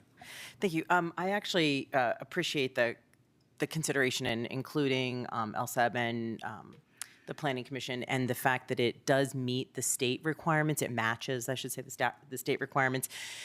I think reducing confusion for our commercial community makes this a lot easier for them to move forward, especially when they're building in other places around the state as well. Thank you. Thank you. Mayor Pro Tem? Yeah, I think it's great that we have EV requirements, and I'm glad that we're keeping them. We're not getting rid of them and adjusting them in a minor way. It is pretty similar. So I see this more, to your point, is making things more clear and obvious. So when you're developing, a building in Broomfield or Denver or Louisville, you kind of know the rules, and they're not. Oh wait, what is it here? And I just know even like Biodesics, when they redid the Coles. That it's a lot of money to run these wires and create these spaces in these commercial areas that then don't tend to get utilized. So it's an anecdotal conversation from CEO of Biodesics. It's just like, this was so expensive and so difficult, and no one's ever using them because most people charge at their home and drive to work. Now my wife is another good example of when she does drive all the way out to Aurora, sometimes like, oh, I need to, and so at work she'll park and charge a car. So that's fantastic that it exists, but currently what I like about our system and this new one, or the one we're considering changing to, is it does allow for, if these start getting used up, if they start being full, there are ready and capable spaces to add for that demand, and any business owner is going to look at that demand and be like, oh, okay, well, if it is really actually being used and useful, then we have the capacity. So I like that that part is built in for growth in the future, because I think we are obviously headed in the direction of electric vehicles more and more and more. So I think they'll be happy that they have some capabilities and readiness as well. So I'm satisfied with the compromise. Councilmember Fahey. Yeah, I'll reiterate what my former two councilmen have said. I think this is a wonderful idea. I think it's a great first step. I like the idea that it's consistent with the state requirements so that there isn't confusion about, oh, well, Louisville does this and Denver does this and whatever. So everyone knows what the requirements are. I like the idea of being at least a minimum requirement in new construction. Ideally, I would like to go further and make it a requirement for existing facilities, apartment complexes. And currently living in a hotel and I have an electric vehicle, it's challenging to keep it charged because they don't have charging stations at the hotel. So continuing on this way, this is a good first step. Thank you. Thank you. Other comments? Okay. Why don't we, I support this. I think it's a good, well-done measure, and I appreciate the outreach and involvement of others. So I'm going to close the public hearing. Is there a motion on ordinance number 1877?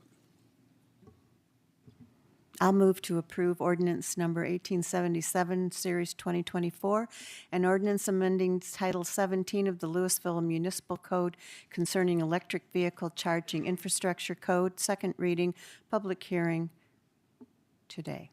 Second. Okay, can we get a roll call, please? Mayor Lay? Yes. Mayor Pro Tem Dickinson? Yes. Councilmember Fahey? Yes. Councilmember Bierman? Yes. Councilmember Hamilton? Yes. Councilmember Kern? Yes. Motion passes. I want to go back just a minute to the previous item because I think we need to probably, pardon me? Yes, just speak backwards here. Because I think we need to move to table this formally, so I'm going to do that. Do we do it? Well, are we good? And that's enough, right? I think that's fine. Good. Well, then we don't need to do that.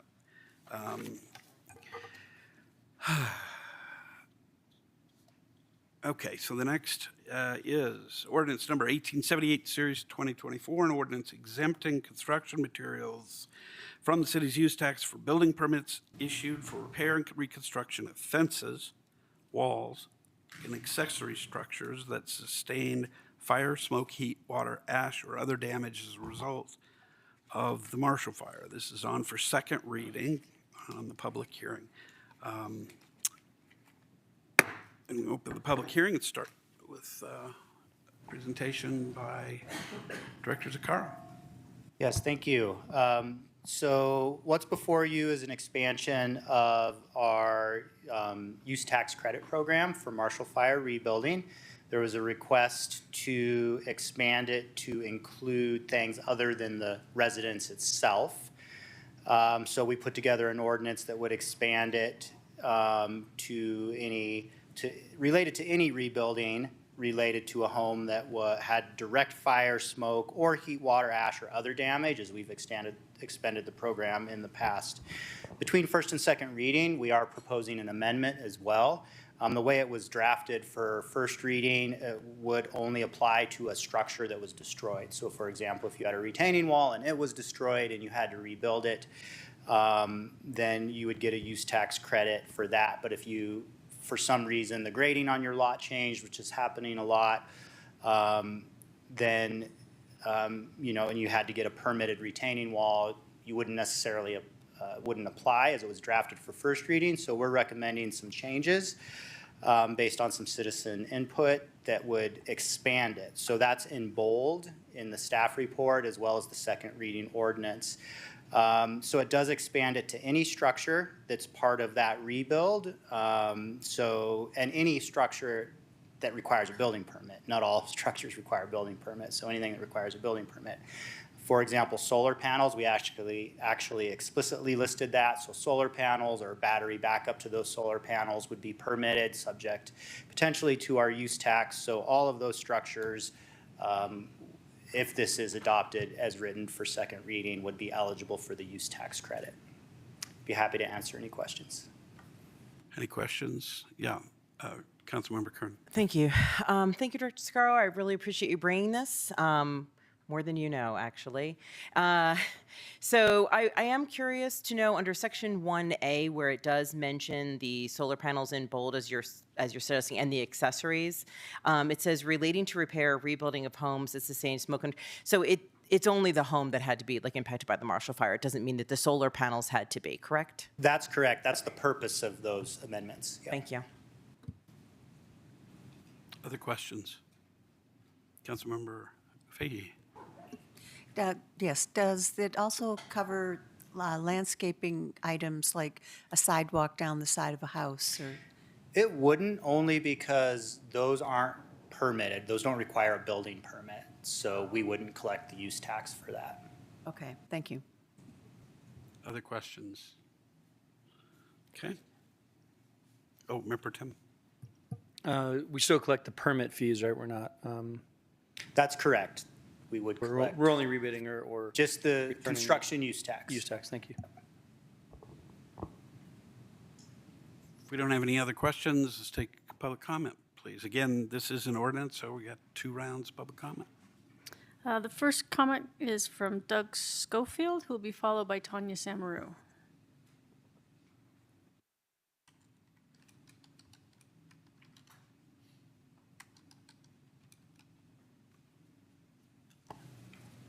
My name is Doug Schofield.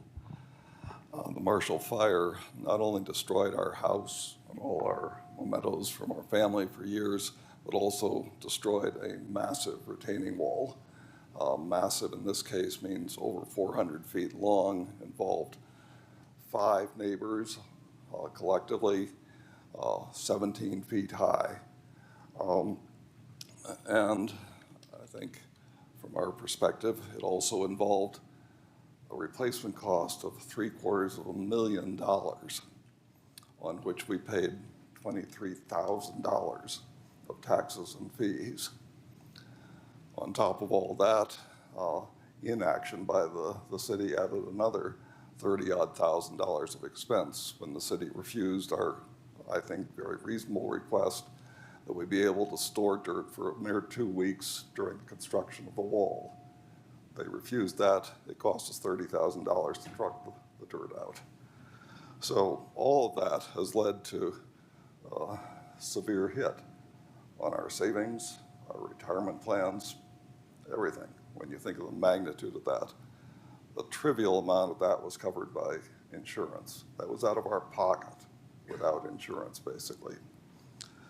I think another part of it is that I compare what the town of Superior has done. Towns are in competition just the way companies are.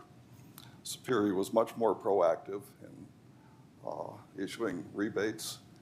They took it a step further and didn't rebate just the tax. They also rebated half, or waived half of the permit fees. That may not sound like a big deal, but the permit fees in this case were a third of all the $23,000 we had to pay out for the privilege of rebuilding our wall.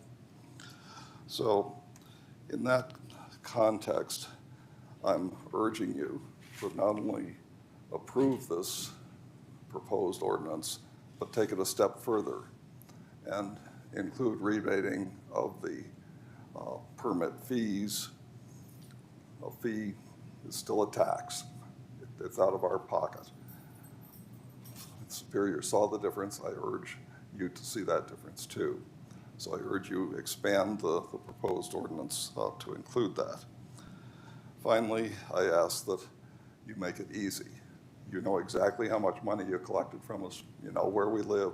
Send us the money back. Make it simple. No application, no great big review. Nothing like the state did with their rebate, where it took me 100 hours of arguing with them and 6 months just to get the money from them. Don't add that pain to the process. Thank you. Thank you.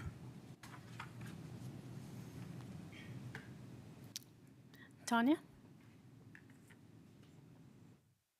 Hello, I'm Tanya Samaru of Louisville, actually. Sorry, I just found a monster leak in my attic, leaking all over right before I left. Anyway, just love building a new house. It's really great. I wanted to say, please pass this. This is really a lovely thing for fire survivors. There's a lot of reasons why people might not have included some of these things in their original build contract. Like the solar, I could have had my builder include my solar, but that would add 17% onto the cost of doing the solar. And I don't get much for him making the same phone call I could make. So let's see. I have heard stories of multiple people who have to build retainer walls that didn't need them before, as you've heard. Another family in my neighborhood, their retainer wall was, sorry, I'm still out of breath. I can't believe my attic is leaking. Okay.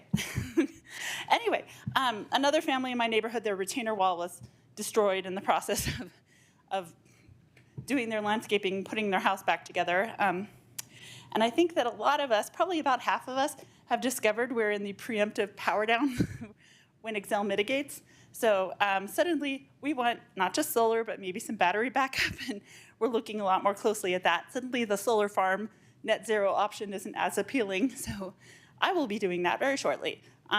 So this is really a wonderful thing to do, to express your support for fire survivors. There's so many things that come up at the end of your project that you don't expect, like another $4,000 for drainage for my house. We all have drainage problems in Cornerstone. I'm about to spend another $1,000 on beefing up my sump pump. And every little bit really helps. So thank you so much. I hope you will pass this ordinance. Thank you. Thank you, Tony. Anyone else? Okay. Take it back to council. Any discussion? Any questions? Council Member Kern. Thank you. Director Sakaro, can you explain to us what the plan is for the rebate process for people who have already, paid? Yeah, so our rebate program requires that someone also self-certify by checking a box that they're underinsured and that they're original owners. So we do require some information on that.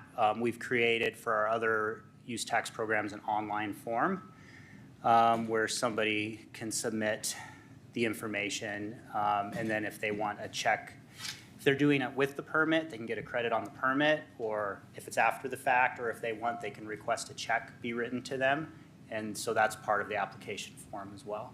So it's an online form, and then we process that. Is it also as simple as if somebody wanted to come in during the day to the planning department office here in City Hall, that they could fill the form out and request that? We have a public computer where we can walk them through filling out the request. Because they have to certify the underinsurance, we do need them to fill it out and submit it as part of that certification. Great, thank you. Thanks. Anybody else have any questions, comments? Okay, let's go to a second round of public comments. You can make a comment even if you've talked before on second round, or if you haven't talked before, it's fine for you to talk now too. Oh, please, yeah, just, you can.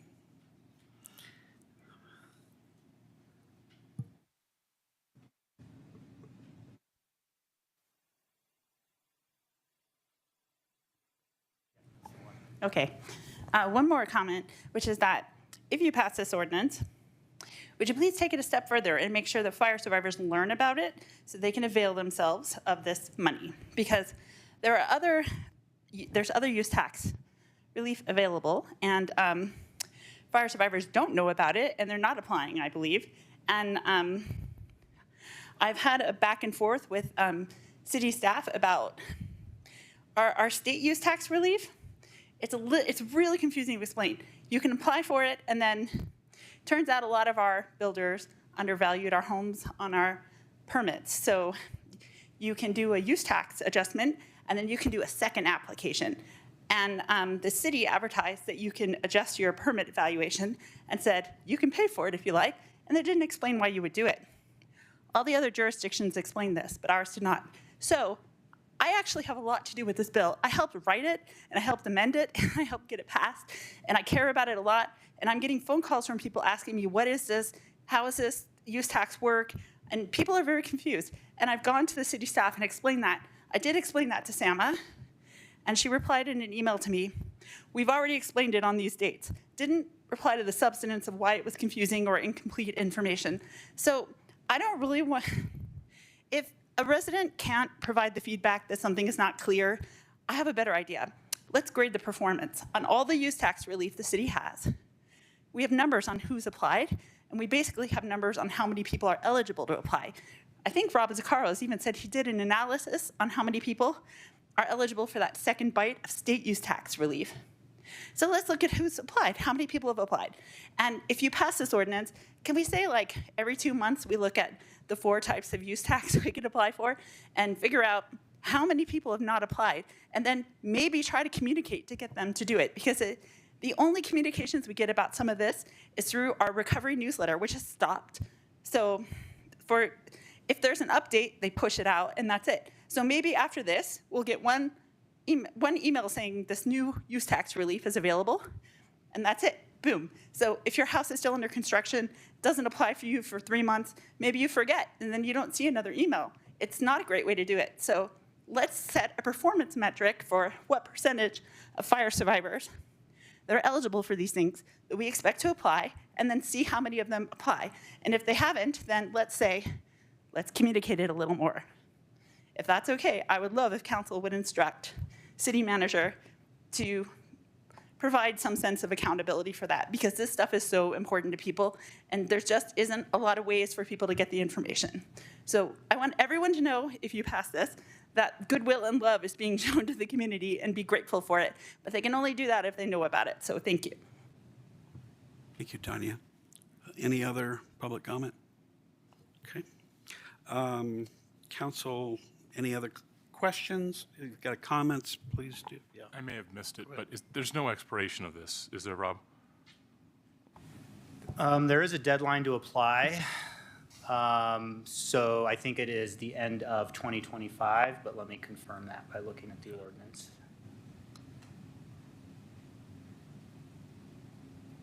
Yeah, December 31st, 2025. So somebody would have to file their building permit application by that date. They can request the use tax after that date, but they have to have their building permit in by that date. It's about a year, little less than a year and a half from now. I mean, is there any reason we can't extend it? No, we could put whatever deadline. I think it's smart to have some deadline or end, but we can, whatever council desires, we can put in there. Our other use taxes do have expiration dates as well. I think this is the furthest out expiration date we have. Okay. Council may want to consider all the expiration dates if they're of concern. Okay, thanks. Councilmember Fahey. Extending on that, is there a place that you have to prove that you're underinsured in order to get a rebate? We haven't required that. We've just had a self-certify by checking the Declaration. box. Yep. Okay, thank you. Councilmember Kern. Thank you, Councilmember Bierman. I really appreciate that. I missed the deadline date in there. If we could extend it, and if we can, as a council, discuss extending all of the deadlines to have that deadline only be a year and a half out. We have some people who have not even yet been able to submit a build permit, which means they probably won't even have a house for at least a year. Chances are they're not going to be able to submit for a fence for over a year and a half. So if we can, I think by putting this deadline on here, we're actually going to hurt the people who are probably in the greatest level of need in our community with the rebuild. What do you suggest?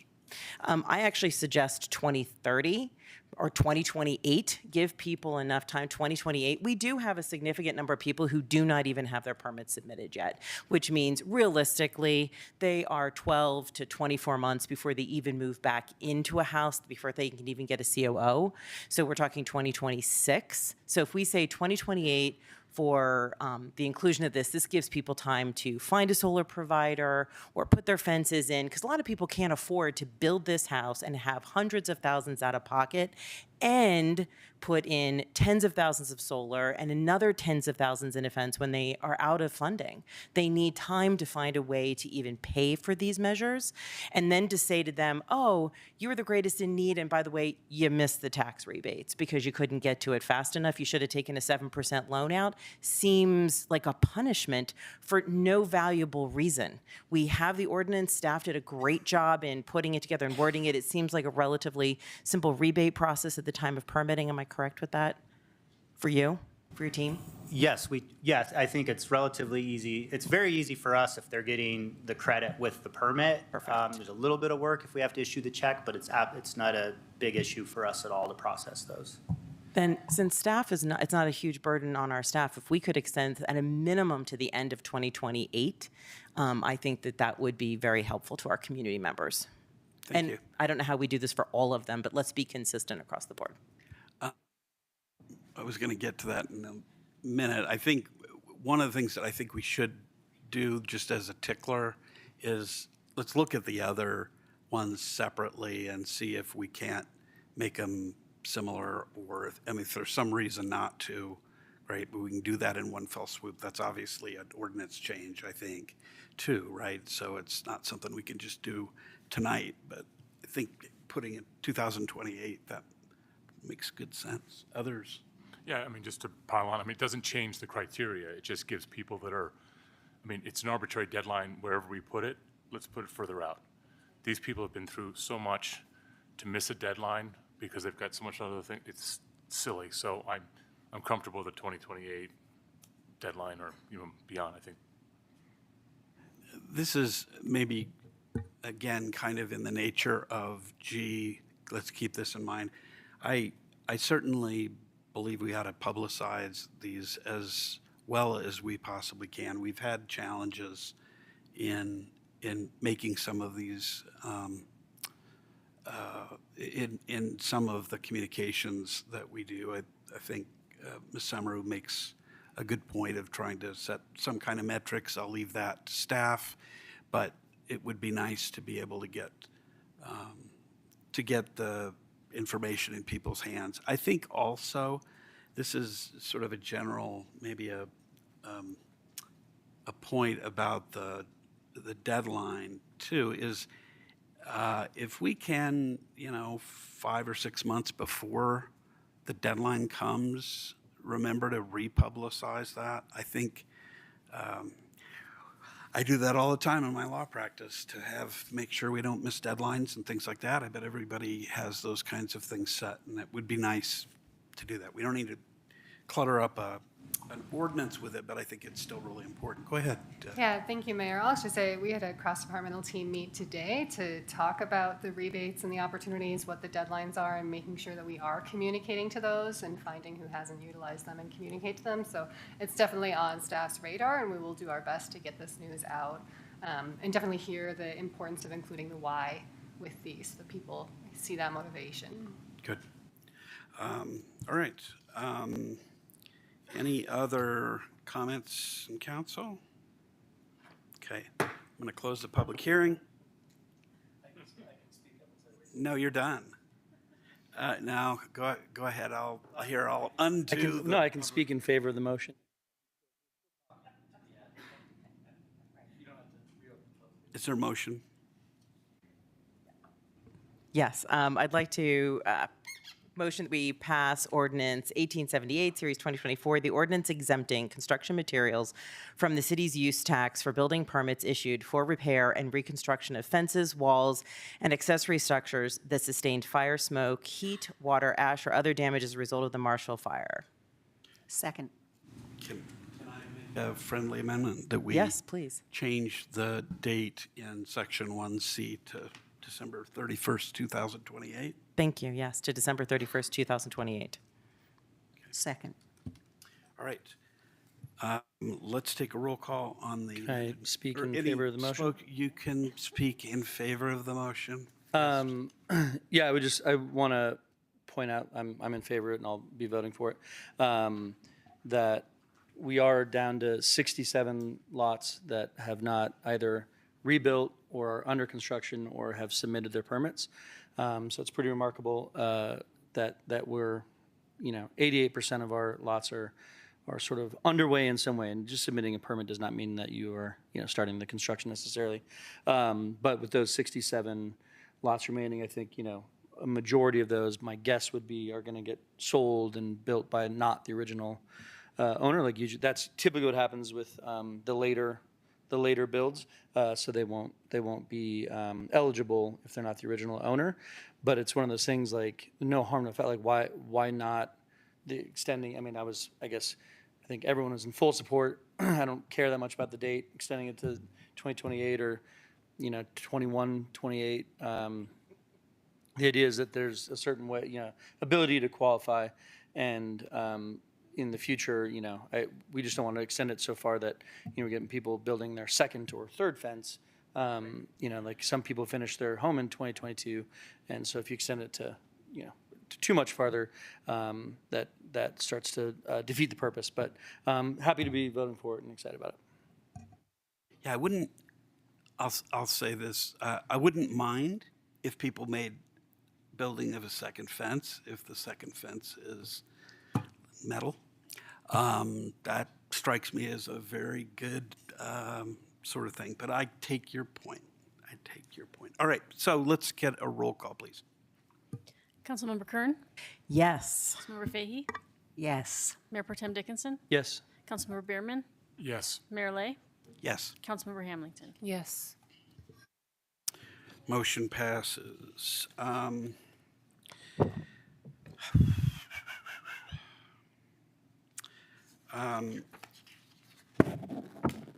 tell you what, it is 8:15. Let's take 5 minutes, 8:20, and give people a break here.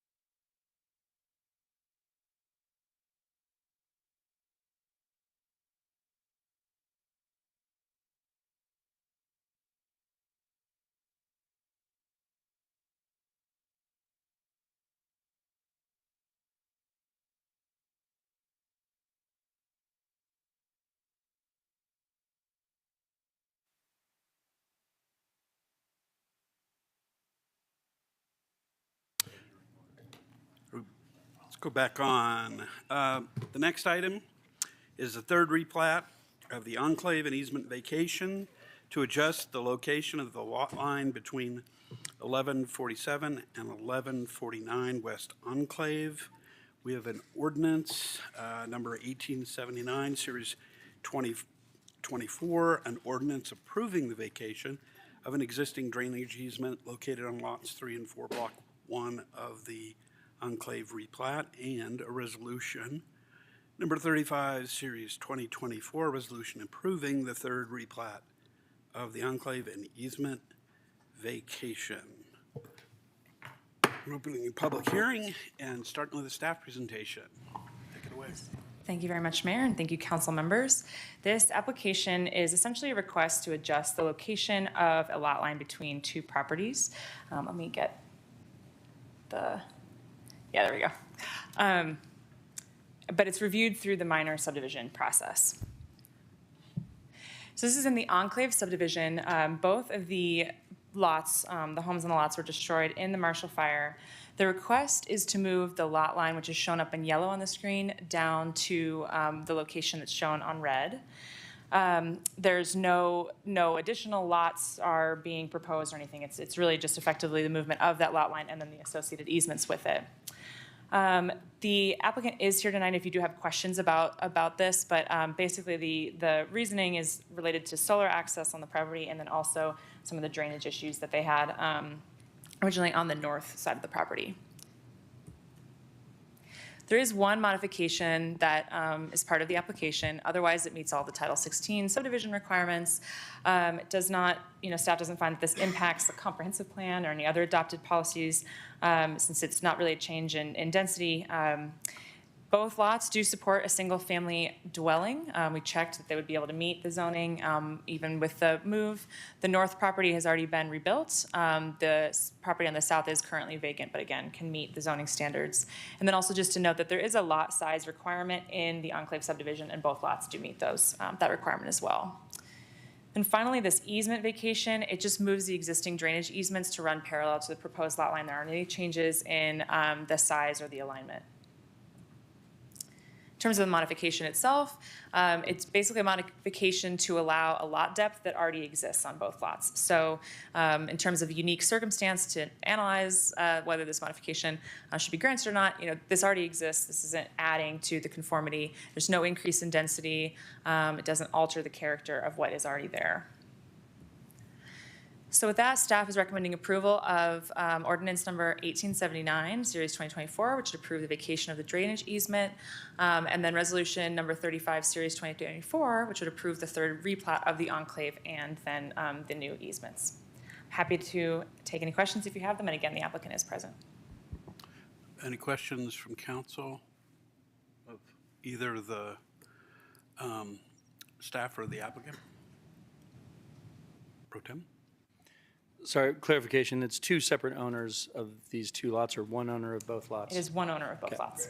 So they're not upset with themselves? They're not like fighting about it? Who knows? Maybe. Okay.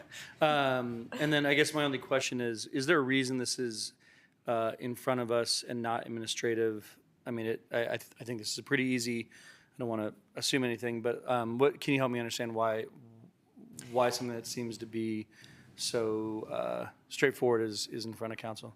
Yeah, so I'm not aware of an administrative process for a minor subdivision. I think anything in our code requires that this be the process. Okay, thanks.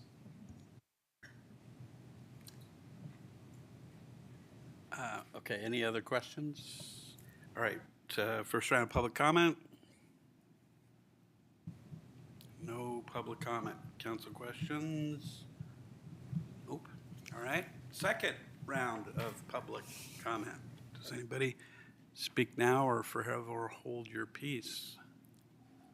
Okay, any council comments on this? Do you guys want to say anything? You got those drawings, you got stuff. Is there anything you want to let us know? Okay. Right answer. Wrong question. No, it's nice that, thank you for coming tonight. All right, then I'm going to close the public hearing. Is there a motion on ordinance number 1880? I move that we approve, it's in the enclave, go ahead. No. Oh, thank you. I move that we approve ordinance number 1879, Series 2024, an ordinance approving the vacation of an existing drainage easement located on lots 3 and 4, Block 1 of the Enclave replat. And I will second, go ahead. No. Sorry. We do one at a time. One at a right? time? Yeah. Okay. And I second, given that I look at these lots every day. Any comment, questions, discussion? Okay, then let's take a roll call, please. Mayor Lay, Yes. Mayor Pro Tem Dickinson, Yes. Councilmember Fahey, Yes. Councilmember Hamilton, Yes. Councilmember Bierman, Yes. Councilmember Kern. Yes.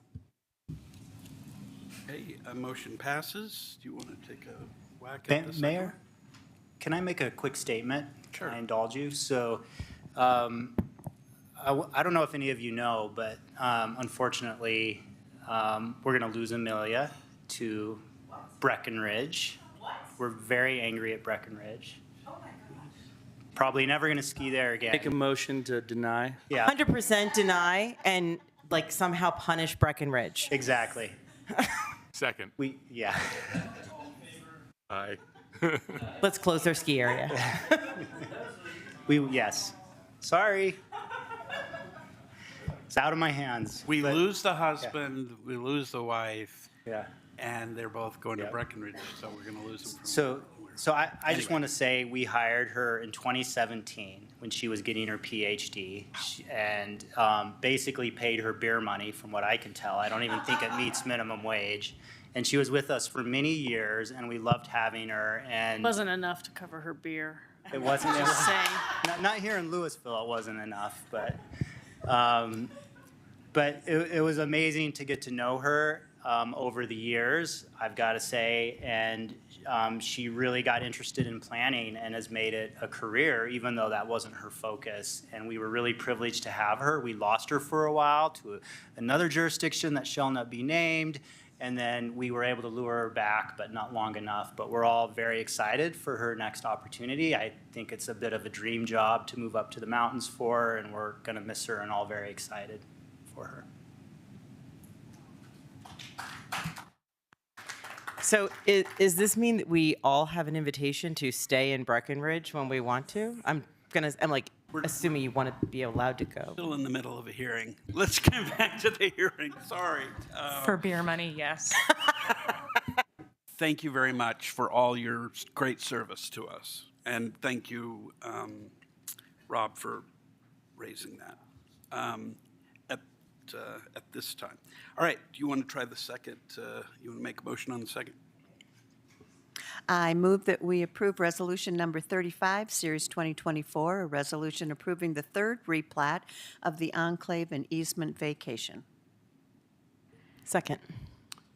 All in favor? Aye. Aye. Aye. Any opposed? You don't have to, I think we need a roll call, don't we? you don't have to do roll call? Resolution. It's a resolution. Oh, it's Okay. an ordinance, yeah. Aye. All right, let's try that again. All in favor? Oh, Aye. Any opposed? Okay, congratulations. All right, I think I needed to close the public hearing, but I didn't do that. All right, so the next matter is appointment of two council members. No. Number I'm 1880. jumping ahead. Sorry, the water, yeah, I got it. Ordinance number 1880, Series 2024, an ordinance repealing section 13.12.105 to eliminate a water use rebate program, second hearing, or second reading, public hearing. Open the public hearing, start with a staff presentation. Okay. Good evening, Mayor and council members. My name is Kim Baker. I'm the accounting manager, and we have an update to the City Water Assistance Program.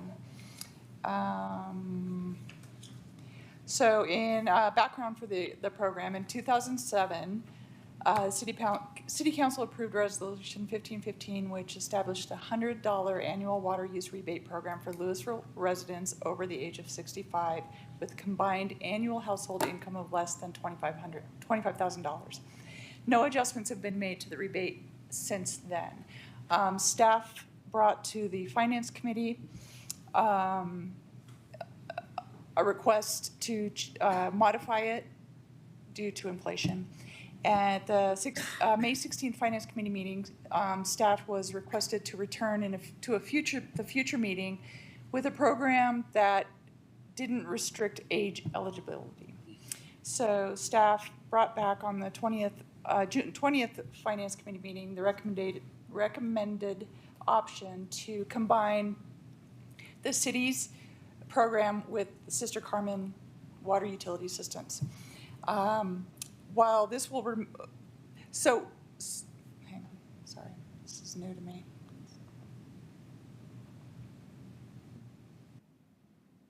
So Sister Carmen is a well-respected nonprofit that has an existing utility assistance program. And we will eliminate the city-administered annual senior rebate program, but this is actually, using the Sister Carmen's is actually going to expand the program. So we currently fund Sister Carmen $14,500, of which $5,000 is earmarked for the residents for the water utility assistance. Moving to the Sister Carmen Assistance Program, the assistance program would be based on need, not aged or household income. The assistance program would be available year-round, and Sister Carmen has more resources and are able to connect persons to other available resources. And the proposal is to expand the Sister Carmen program by increasing the city-provided funding by $5,000. Of course, this is subject to City Council approval with budgetary appropriations, and eliminating the existing city-administered annual senior water rebate. There's a minimal financial impact to the city, but the program should reach many more people.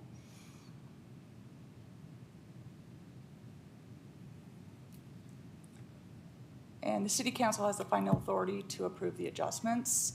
And here is Sister Carmen's contact information. And we have already been in contact with the Senior Rec Center that provides, so we have about 12 people right now that use it, and we've emailed them so that they're familiar that it's now going to be this, and the Senior Carmen Sister Carmen.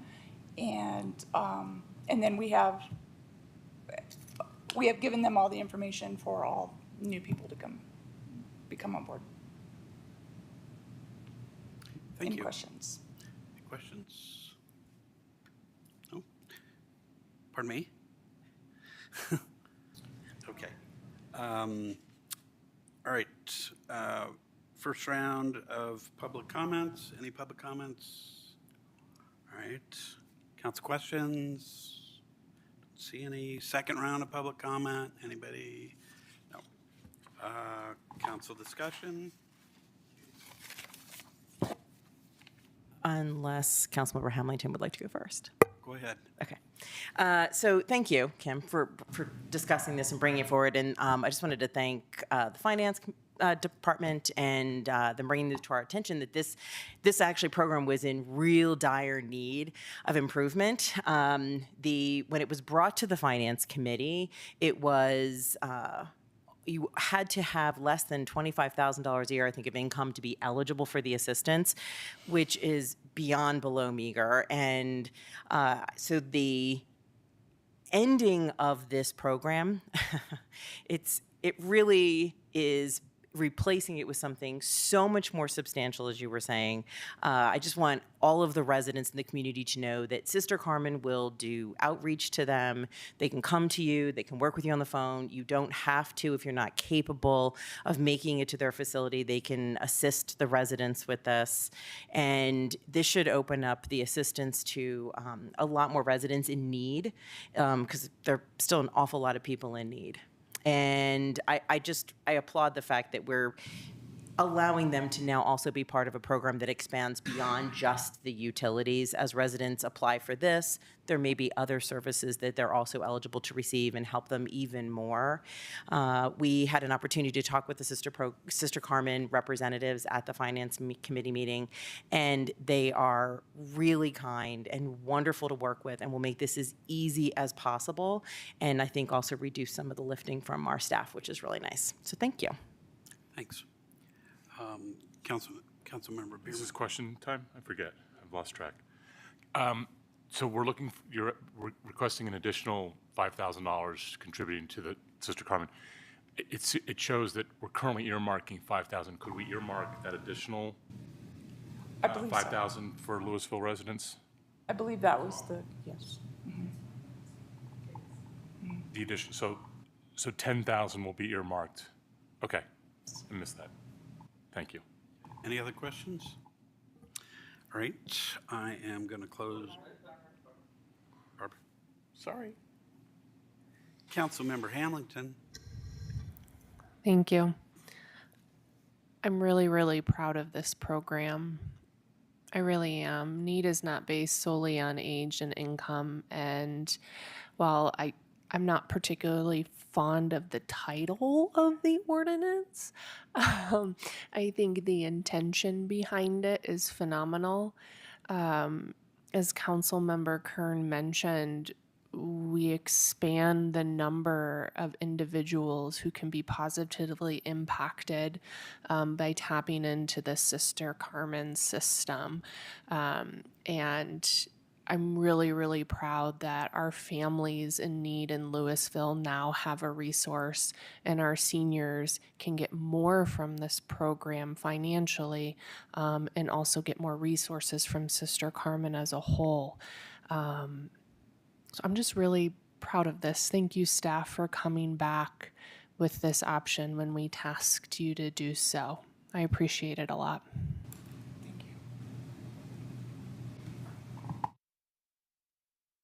Mayor Pro Tem. Thank you, Mayor. Just checking. All right, I'm going to close the public hearing. Can we get a motion? I'd like to make a motion to approve ordinance number 1880, series 2024, and ordinance repealing section 13.12.105 to eliminate a water use rebate program and replace it with a better one. Second. Okay, can we get a roll call? Mayor Pro Tem Dickinson? Yes. Councilmember Hamilton? Yes. Mayor Lay? Yes. Councilmember Bierman? Yes. Councilmember Kern? Yes. Councilmember Fahey? Yes. Motion passes. Thank you very much. All right, and our final item of the night is appointment of 2 council members to conduct evaluations of municipal judge and prosecuting attorney. Interim Deputy City Manager, Muth, why don't you take it away? Good evening, everyone. The City Council appoints 4 staff, well, contractors directly, and that is the city manager, and the city manager's review is done separately from this process, but the other 3 are the prosecuting attorney, the municipal judge, and the city attorney. And you do an annual review of all 3 of those people, or all 3 of those positions. Each of those positions is currently in the first year of a 2-year contract, so this is a chance for you guys to do a review, see if you have any comments, questions, things you want to do for them, for changes you'd like to ask them to make, feedback you'd like to give them for the following year. Part of the process would be to appoint 2 of you to attend court, not with a ticket, you just have to go, and review the, sitting through a court session and look at how the judge and the prosecutor handle their cases. So this evening we're asking for you to do that. Once you've appointed those 2 people, you will have 3 court sessions of options to go do your reviews. So that's the request of you this evening. Thank you. I didn't talk to anybody in advance about this, but this is an awful lot of, actually it's a lot of fun, to be honest, because we've got good people. We've appointed good people, and they're all useful, and I need to make sure we get, I would suggest that we do 2 for each. That's the way we've, well, actually, I think probably, it probably, yeah, I know that's the way it's set up. I'm going to appoint Dietrich because he's not here. But who else? Hold on, just to be clear, it's one court session, 2 people attending one court session, is that correct? Or are they attending each of the sessions? No, there's three chances for you to go between now and when this comes back to You you. have to go So once, it's but- one court session. Yeah. And you don't have to attend together if you don't like Dietrich. And you can go more. It's actually, I will volunteer. all right. It'll So scratch my you and legal Dietrich- itch. I went to law school. I can, I will dust off the diploma. will appoint both of you. So I think we're good there. Just one thing I'll say is that we do have a new prosecuting attorney, so be very interested to get your feedback and give them your feedback because, they are new. Judge Thrower's been there for a very long time, but this is a great year to learn something. Very good. All right. City Attorney's report. I have no report, thank you. Are you sure? I am sure. Okay. I'm just double checking with everybody. Am I forgetting something? We're getting a lot of things just right under sliding right under the door here. Okay, council comments, committee reports, and identification of future agenda items. Do we have any of those? Okay. Can entertain a motion to adjourn. So moved. Second. All in favor? Aye. Aye. Opposed?